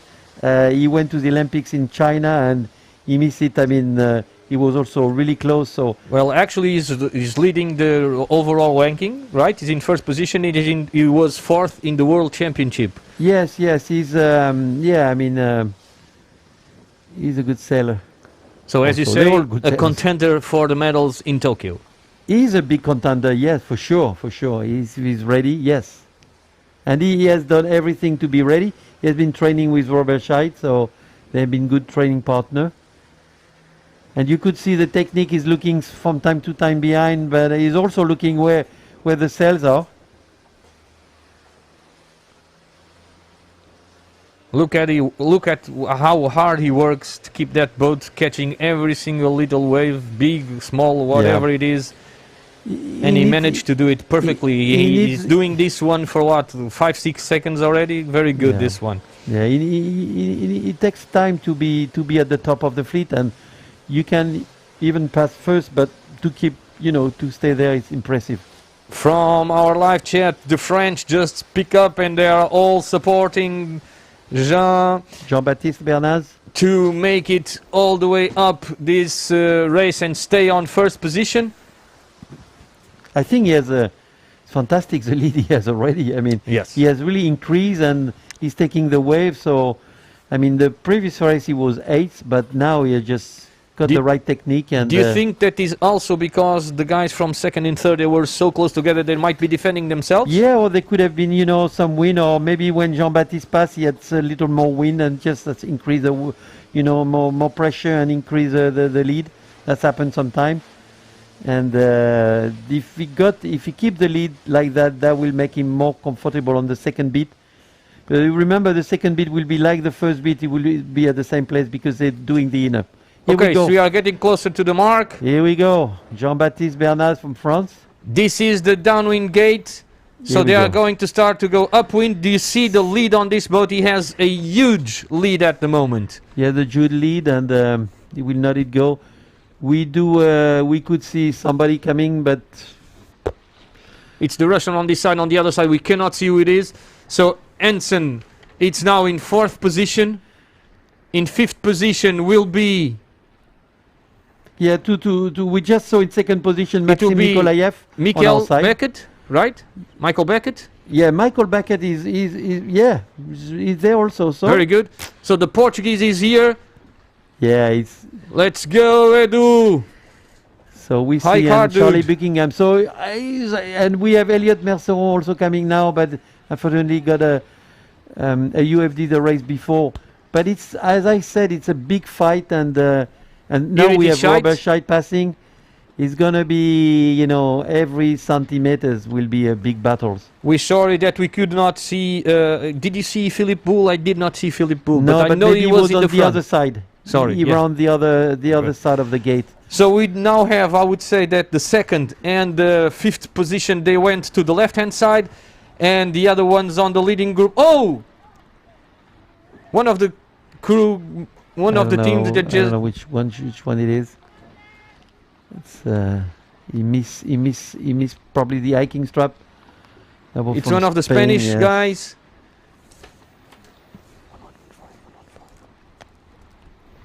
Yeah. It's not Joel Rodriguez, No, it's not Joel Rodriguez, but it's and it's not Joaquin Albalat. Joaquim Blanco from Gran Canaria. Okay, so neither of the two top Spanish. No, he was the second top Spanish, No, the top. Joaquim Blanco. But I don't know. No, I've it was not seen- him. It was 115. No, 309. No. Are you sure? Yeah, well, Well- doesn't matter. And we have 113 coming now. That's probably. So Jesus. now we will try to go in the front. Okay, Yeah, here we are on so the left-hand side, as we talked about. Philippe Boul. Yeah, Philippe Boul is there, but we saw Michael Baquet not too far. We still have with the big lead Jean-Baptiste Bernaz from France. So Jean-Baptiste right now is in the podium. It's gonna be difficult to gain all those points to Robert. Yeah, I'm looking at the result. Yeah, So at the moment we have Philippe Boul doing a very good race that might be threatening the overall leaderboard, right?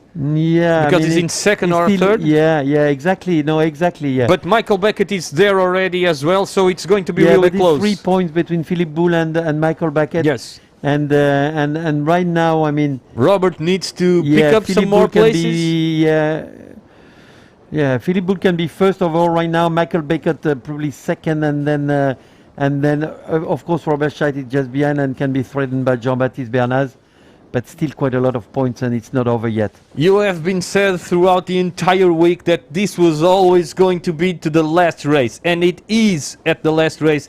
We have everything packed in the front of the leaderboard. This is suspense happening all the time, and we will go and try to give you the exact rounding positions on the next mark so that we can have an even more concrete idea of what's happening. At the moment, we are sure that the first place it's not decided yet, because at least these three sailors, Robert Scheidt, Michael Beckett and Philippe Boul, are on the hunt for that position. And the fourth position at the moment, Jean-Baptiste is leading this race and is trying to threaten as well one of the podium places. Exactly, and even in fifth place we have Charlie Buckingham, and we saw him very close. So, I mean, it's a really big battle now, and no one will let it go, and they will do the maximum. This is a second beat, so that's where you need to that's where you have the most chances to pass someone. When we're gonna go to the run is not as easier. So But, we now can see the front runner trying to cross in front of the second place. So it is Jean-Baptiste Bernaz that is crossing in front of Philippe Boul. Yeah, I mean, now Philippe Boul has reduced a little bit the gap with Jean-Baptiste, but there is still So the he's left still, played he's a still in bit. front. I mean, this is also the vision of the camera. So Jean-Baptiste is in control. So He's doing I would well say today. that Philippe Boul will cross in front of the Great Britain and perhaps the other one, and then tack back again to he's control. crossing in front. He's second, and now And the French will do Jean-Baptiste the is just same. securing the position, and he's not letting him go. So So he's just controlling his Jean-Baptiste opponent. saw that Philippe Boul on the other side was gaining a little bit, decided to come back just to make sure that he was staying close and in control. Yes, He's now I mean, with yeah. a loose control of the German sailor and will try to maintain that first position. Sorry, but I need, as I am Portuguese, I need to go a little bit back. We saw Edu doing that first upwind mark in 5th position or 6th position, and then he lost, I would say, 1 or 2 places in the downwind. This is a very solid performance from Edu. I'm sorry, Jean-Luc, but for the Portuguese, we are rooting for that guy. Let's go back to the race order, and we have your compatriot in the lead. Yeah, I mean, it's of course it's nice to see Jean-Baptiste, but it's also nice to see Philippe Boul. I mean, he's the current world champion, Yes, it is. and he's really fast and very smart sailor also. And we could see here, I mean, he is having a good race, and he's moving really, really fast. So I'm not sure if Jean-Baptiste is going as fast, because but we have the perspective, and remember that we just say that Philippe Boul gained on this on this last bit. So let's see where we are. So, going back to the top chat of the live chat, we have support coming from all around the world. Montenegro seems to also be one of the countries that is also asking for a lot of bull. There are somebody that is trying to bet that the German Philipp Bull will cross in front of Jean-Philippe. Jean-Baptiste, yeah. Jean-Baptiste, Yeah, pardon. I mean he's going fast, but we'll see, huh? You can bet wherever you want, my friend, but please do not bet in money. We cannot accept those bets. No, and we don't know. But I mean, yeah, I mean, you know, I mean, Philipp Bull is a current world champ. I mean, he has also an experience. He's a big expectation for the Olympics for Germany. So that should be nice. So. And then from Russia now we have Maxim Nikolaev. He has done a great week. I don't know he's standing right now where he is, but Maxim, he has improved a lot.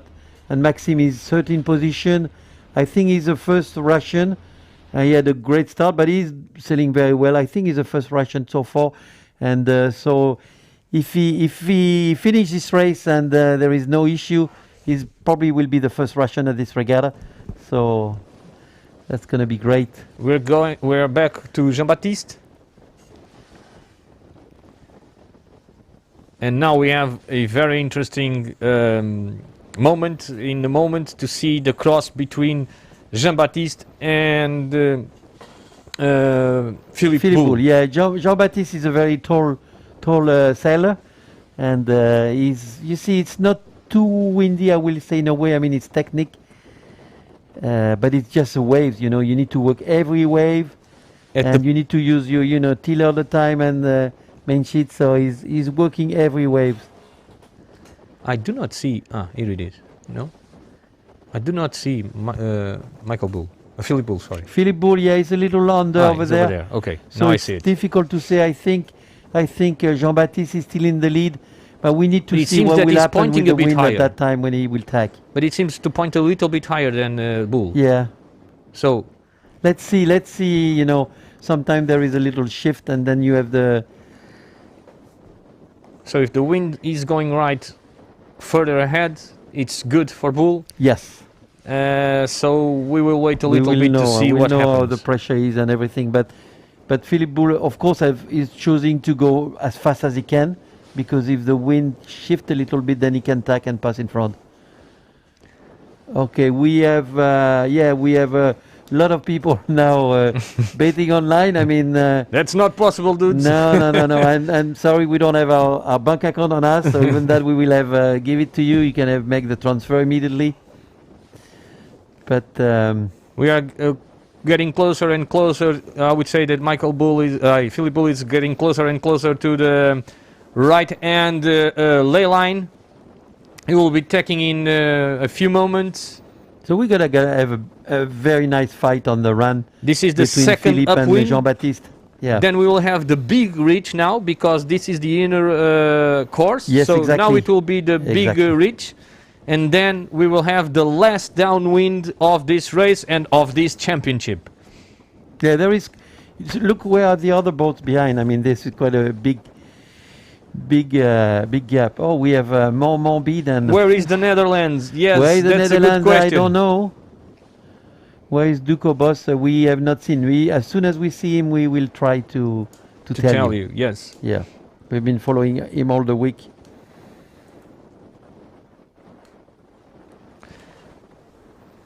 He's looking up to see the mark. Really nice sailing. I mean, look at those waves. I mean, sometimes we don't even see the national letters. Yes. Not only the sailor, but also the national letters. Disappearing completely. Look at that. Even we went even to the numbers. So it's Big C. Yeah, it's Big C. And now this next rounding will be interesting to try to see exactly if Robert Scheidt has managed to move up any places or not.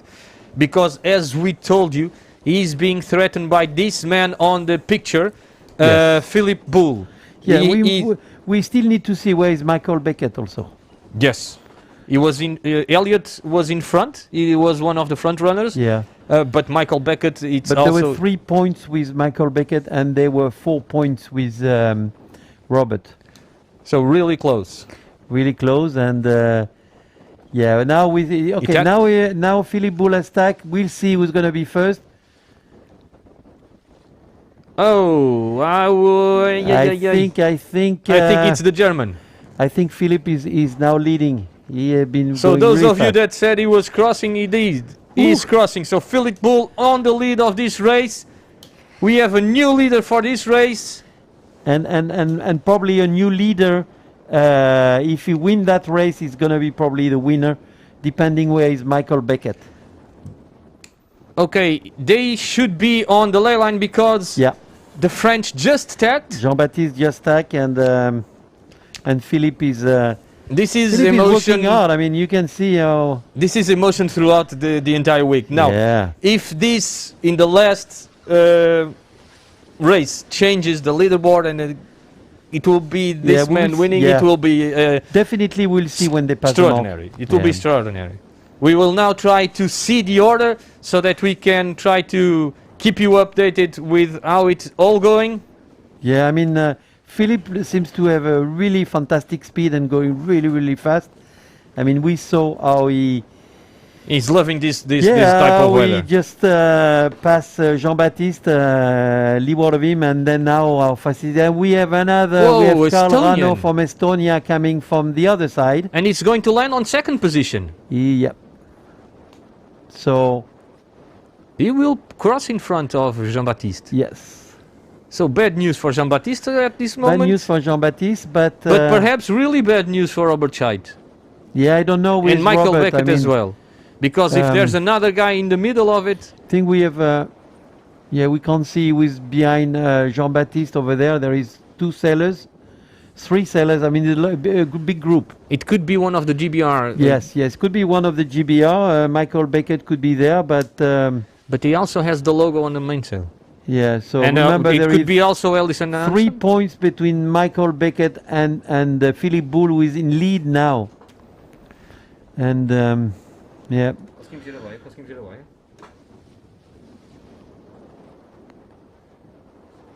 and Michael Beckett, even if they are on a tie, Michael Beckett has not won any race so far.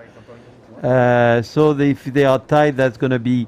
Okay, we Philippe just Boul will we just win. received information that this man is still far away from the mark. Okay. So everything can still happen here. Can still happen, but he's leading the group. Yeah. Really leading the group, and they're following him. Nobody's going now So on the perhaps right they side. are on the ley line. But remember, we saw Carl from Estonia, Carl Ramo coming from that side. So that's probably why they're going on that side right now.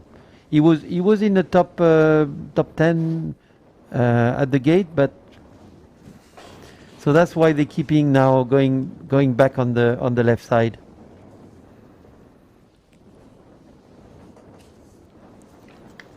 So that's a good lead. Now he's stacking again. So Philippe Boul. he was under the ley line. I think we're getting now close to the line, to the mark. We see some coach board outside.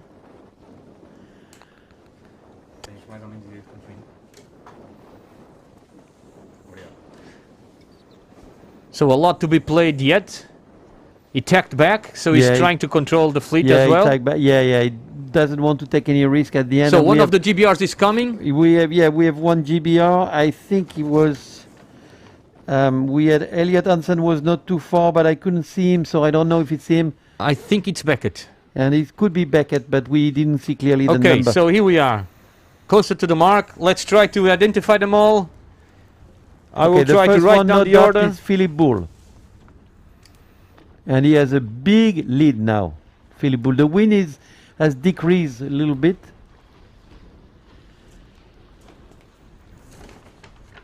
So the next one's going to be from Estonia. You think it's Carl? Yes, Carl Ramo. Carl Martin Ramo. That's Okay, him. in second, Carl from Estonia. In third position is Jean-Baptiste. Jean-Baptiste Bernaz. I think I saw your Portuguese. Oh, that would be a good idea. Thank you very much for seeing you.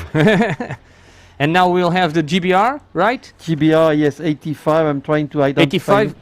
And then GBR 63. 63. And 3 GBRs over there. The Portuguese still here. Very Yes. good, Edu. Keep on going, dude. From Croatia, there is the 2 Croatians, so we have. And now we have Scheidt here. Tonchi. Robert Scheidt is there. Okay, I and lost then the we count. have from Belgium, William de Smeet. Pavlos is coming. I Yes. think this one is From could be Cyprus. Spadoni. And if we I'm have not another wrong, Russian from Italy. crossing Pavlos Condides. from Chypre. Elliot Mercer from Switzerland. Charlie Buckingham from USA. Consegues ter barco a vir de trás para a frente para ir descontando os barcos ou não? From Finland for Carly Tepper and the other Finnish sailor Não interessa. Apanhar o Scheidt e começarmos a andar para a frente do Scheidt. is Valtteri Uusitalo. So we're back in the front. And Back we in the have front, yeah. the Michael Bull. Yes? Yeah, remember they're on the ridge now, eh? Yeah, yeah, Okay, they're on they the were ridge. doing the inner, so Yes, now yes, they're on yes. the ridge, Yeah, so yeah. it's just straight to the next mark, So and then after they in will be this on the leg, run. it's not supposed to have a lot of differences of... No, normally they keep their position, and especially with wave like that, they just making speed, so...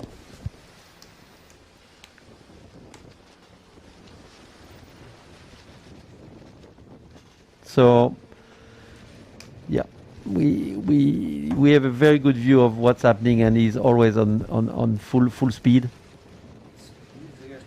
Remember, he won the world last year in Australia, and they had great condition like that. I mean, the man had great sailing condition with wind, and it was much lighter for the woman.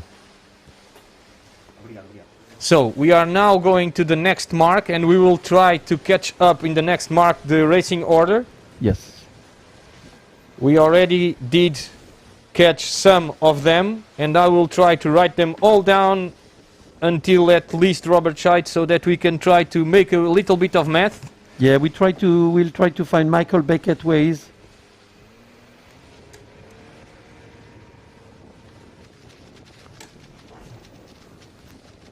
So we will try to get the order right. So nice view on the leader. It's been really exciting, this race. Yeah, Everything to be played for yet. Yeah, I mean, there's been a change. I really thought that Jean-Baptiste will keep on, and I mean, maybe probably 1 or 2 mistakes, and also the speed of Philippe Boul. I mean, very good. Philippe Boul was coming really fast, but you saw Itzpay went on the left, and Yes. at the end, coming to the mark, we saw also Carl Martin Ramo Coming from closer. Estonia coming yeah. from the left side, and Curiously enough, in the first downwind, we thought it was Jean-Baptiste's race, and it was controlling the entire race. But the split managed to give this man the leads. Was a very good Exactly. choice. Exactly. So beautiful sailing condition in Vila Moura, Portugal today. You are following. And I mean- for an organization, this is the best we can have. We get to the last race, and we still have changes on the lead and changes on the leaderboard. Of course, for the sailors, it's not so good. But for the viewers out there and home, this is fantastic. Here we go. Here we go. Yeah. So. Okay, here we go, and we do now big lead. We're gonna see the big. Oh yeah, big lead now. It's gonna be tough to recover. Philippe Boul, he's far from the mark now. He's yeah. Very nice view here. So we'll try to tell you where we are on at the mark, but we are too far. Sorry.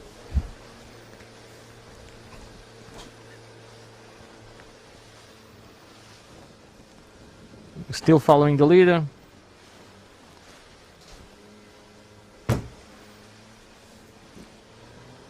So we see the juries over there Yeah, crossing in front. crossing in front. So now they're gonna spread on the run.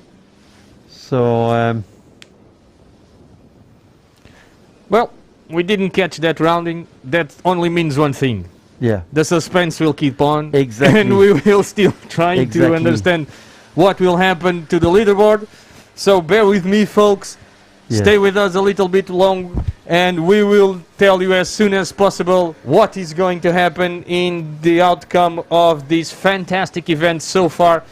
We had everything. We had light winds, we had medium winds, we had really sunny days, we had showers, we had big waves, small waves, medium waves, we had everything so far. So Vila Moura really giving these guys everything they can to train and to be as fit as possible for Tokyo. Yeah. Yeah, that would have been a great event with 12 races. I mean, the program has been done, no problem. The race committee and all the people who are the organization from the beginning, you know, the registration, I mean, the helpful of the organizers, I mean, everything was great. So we back now on the top mark. Yes. We have another camera over there, but this is not the. This is back of the fleet, I think. Yes, well, I think this is Because the back of everybody the was fleet. already on the run.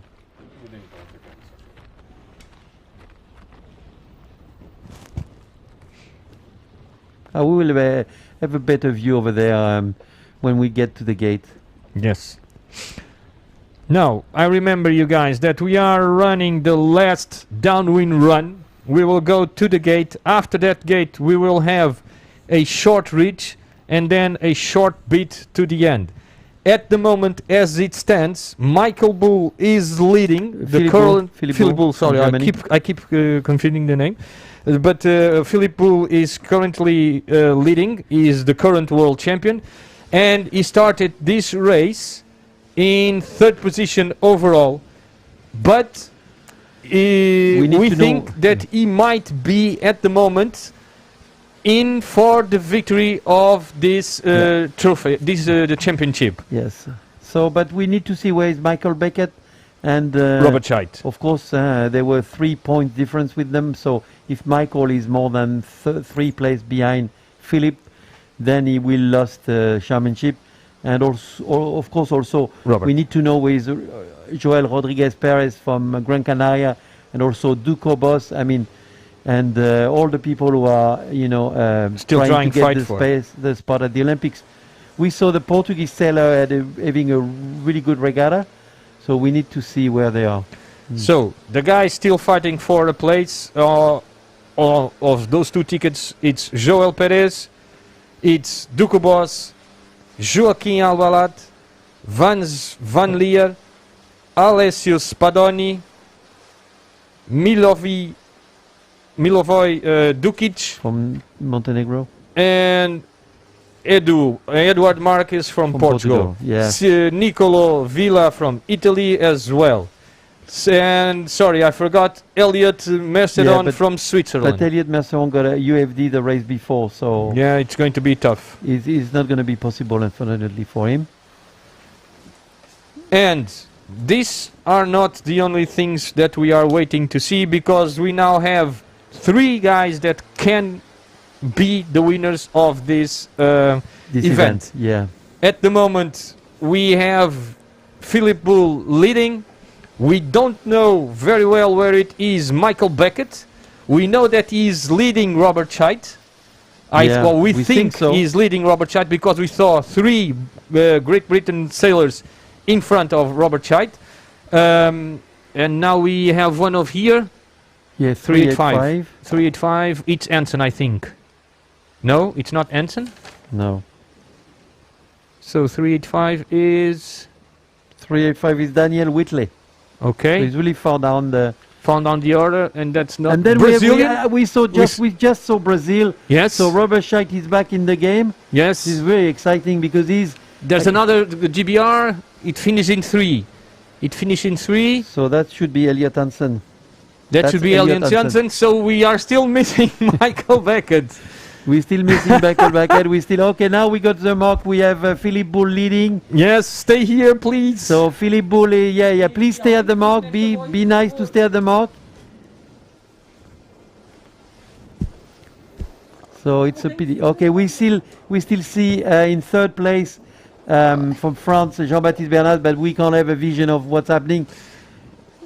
Okay, now we are going for the finish. We are keeping the suspense until the end. Sorry, folks. That's the information that I have from Yeah, the race. we were needing a new camera that would have been helpful, but we Nah, that's why we have the suspense until the end. yeah, we have a little vision of what's happening over there, but I think I saw Robert Scheidt coming pretty strongly. I think I saw his logo, but I'm not 100% sure. It's but I going think to so. be on the end. Epá, ponham então esse já. So we have Estonia in second position, Karl Rano. We have Jean-Baptiste Bernard in third place. Okay, he's going for the last upwind, little upwind. So the Estonian still in second, right? Yes. The French and- still in third. Yes, and after we have GBR, so we had But the GBR. Daniel Whitley. I think we have Elliot Hansen following, and Yes. then behind I don't know. I couldn't see.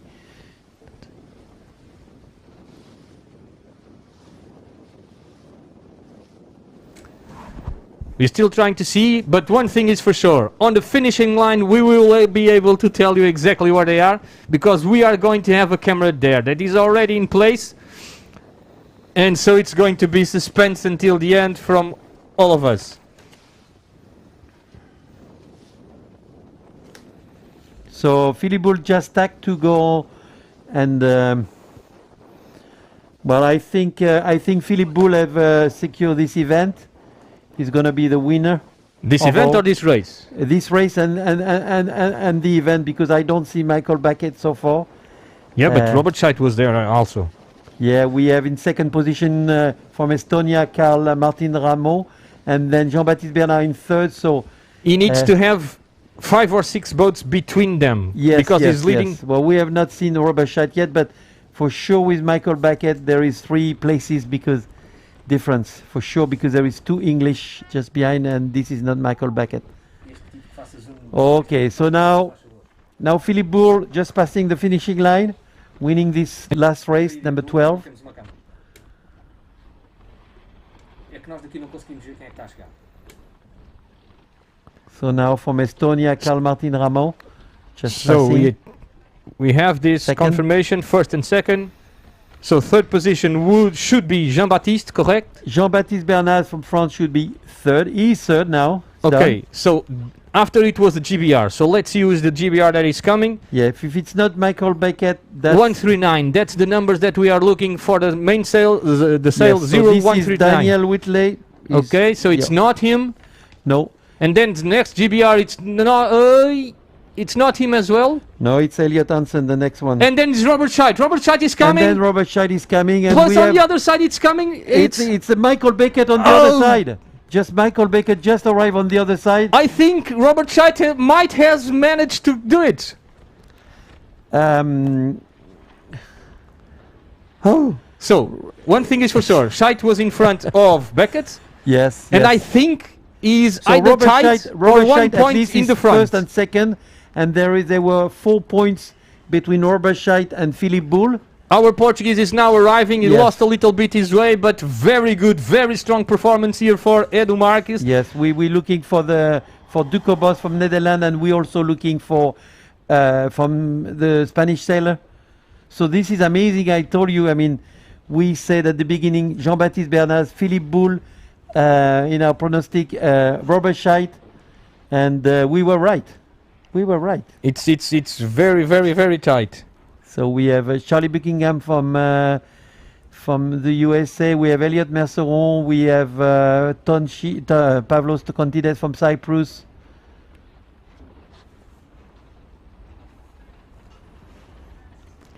So We are just waiting for the confirmations. yeah, we need to have the position. So I'm I still just looking asked for the confirmation on these results. As soon as we have it, we will try to bring you live. So we have Jesper Sellein from Sweden coming now. Ryan Lu from Singapore. But what a race! What a race! And What a championship! I think we see the sailor from Netherlands. This is, I think this is Duco Boss just passing now, okay? Duco Boss just passing. And we have another sailor from Netherlands, but Duco Boss was a little bit windward of him.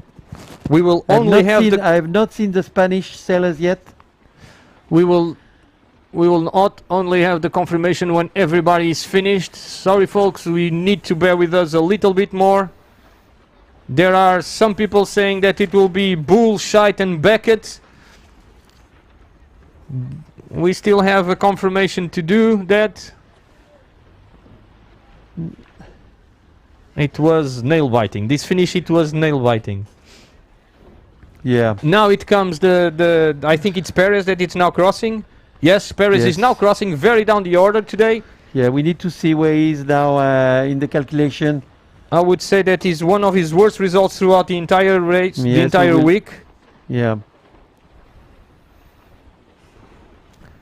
Very strong race from the Portuguese as well. Very good, Edu.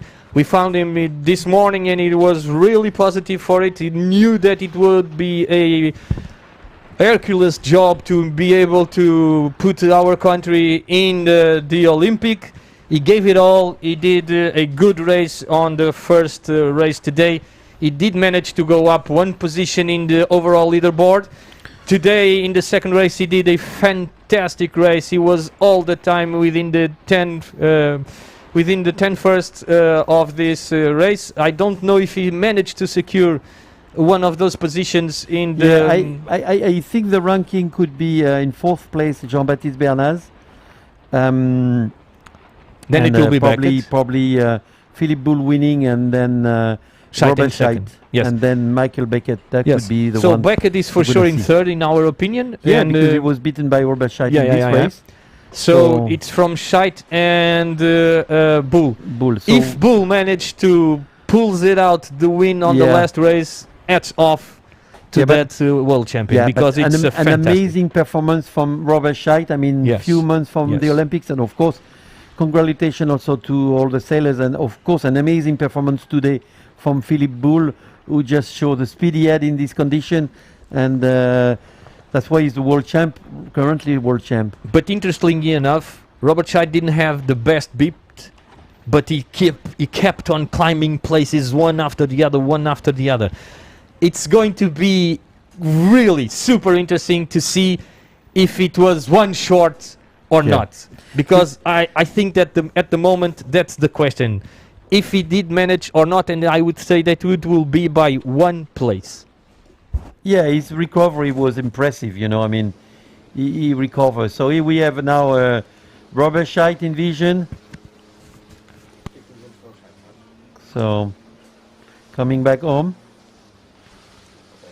but We are showing Robert Scheidt, but we do not have the confirmation on No, the we don't. first guy. Okay, so we are just seeing Scheidt, as we could have been looking at Bull as well. This does not mean that he is a champion of this 2021 Ilka Villamora European Continental Qualification.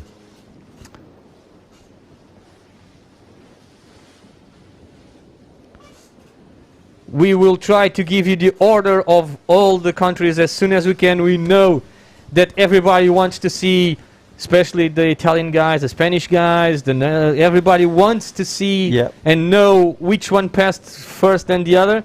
and we do have the result of the women. They are online now, and so of course the winner is Anne-Marie Rindam from Denmark. I mean, she didn't sell the last race, as we were saying. She had already win the event, and Josephine Olsen from Sweden takes the second place, and Manami Doi from Japan is third. So this is really impressive. And then following, you can see Emma Plechat. I'm trying to see who won the last race. The last race was won by Maria Erdi from Hungary, who she had suffer 2 disqualification yesterday. That's what she saw drop down the bottom. She's finishing 14, but she should have been top 10. She's also a really good sailor. So this is the overall today, and that was a really great event, and very enjoyed this place in Vilamura for everyone. I mean, they're gonna have coach regatta coming soon. They're gonna have 2 coach regatta Yes. in the coming months. I mean, one in about 2-3 weeks, something like that, or 2 weeks, 3 weeks. So I most know a of lot them will sailors stay coming. here. No, well, some going home, and Yes. No, the but- boats for yeah, the boats staying there, and sailor will come back for those 2, and because it's not easy nowadays to find places to race, and some country you're not allowed to go on the water, and so that's still a good preparation for the Olympics. Yeah, we have had superb conditions throughout the entire week. Most of them told us that this was one of the most perfect places to train for the conditions that they are going to have in the Olympics, especially because of the swell. That's what I've heard so far. And it has been, without a single of the doubt, it has been a fantastic week to be.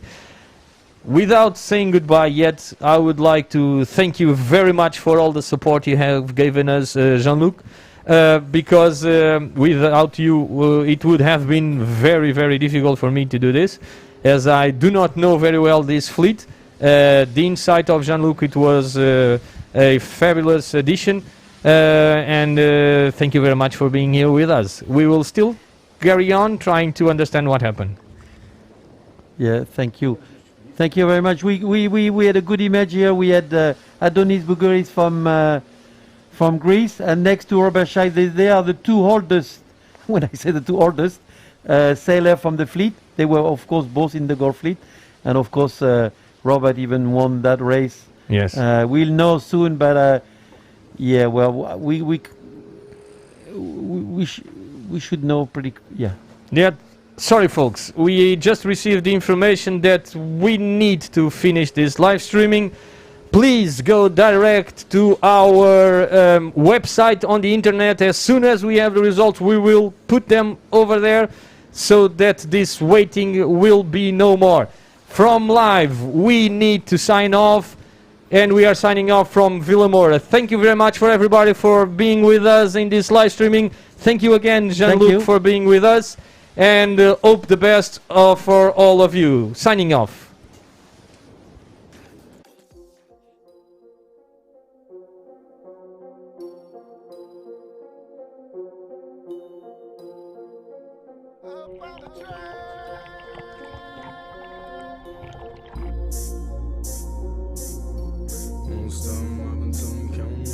Why? Why cross continents?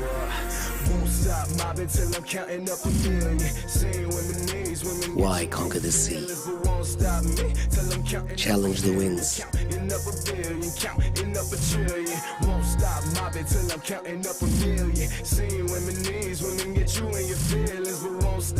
Why push boundaries and cross the limits?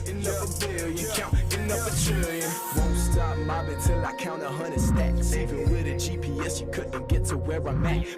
Facing the cold and the rain. We do it for the moments. Money out the bag, throwing round up. Left class and I left the ground float. Don't ask if you ain't about dope. Shorty pad told her drop it down low. Money out the bag, throwing round up. Up in first class, not the ground float. Don't ask if you ain't about dope. Won't stop mobbing till I'm counting up. Arrive at the sunset for the memories that are ours. Prow Group, designing sailing destinations.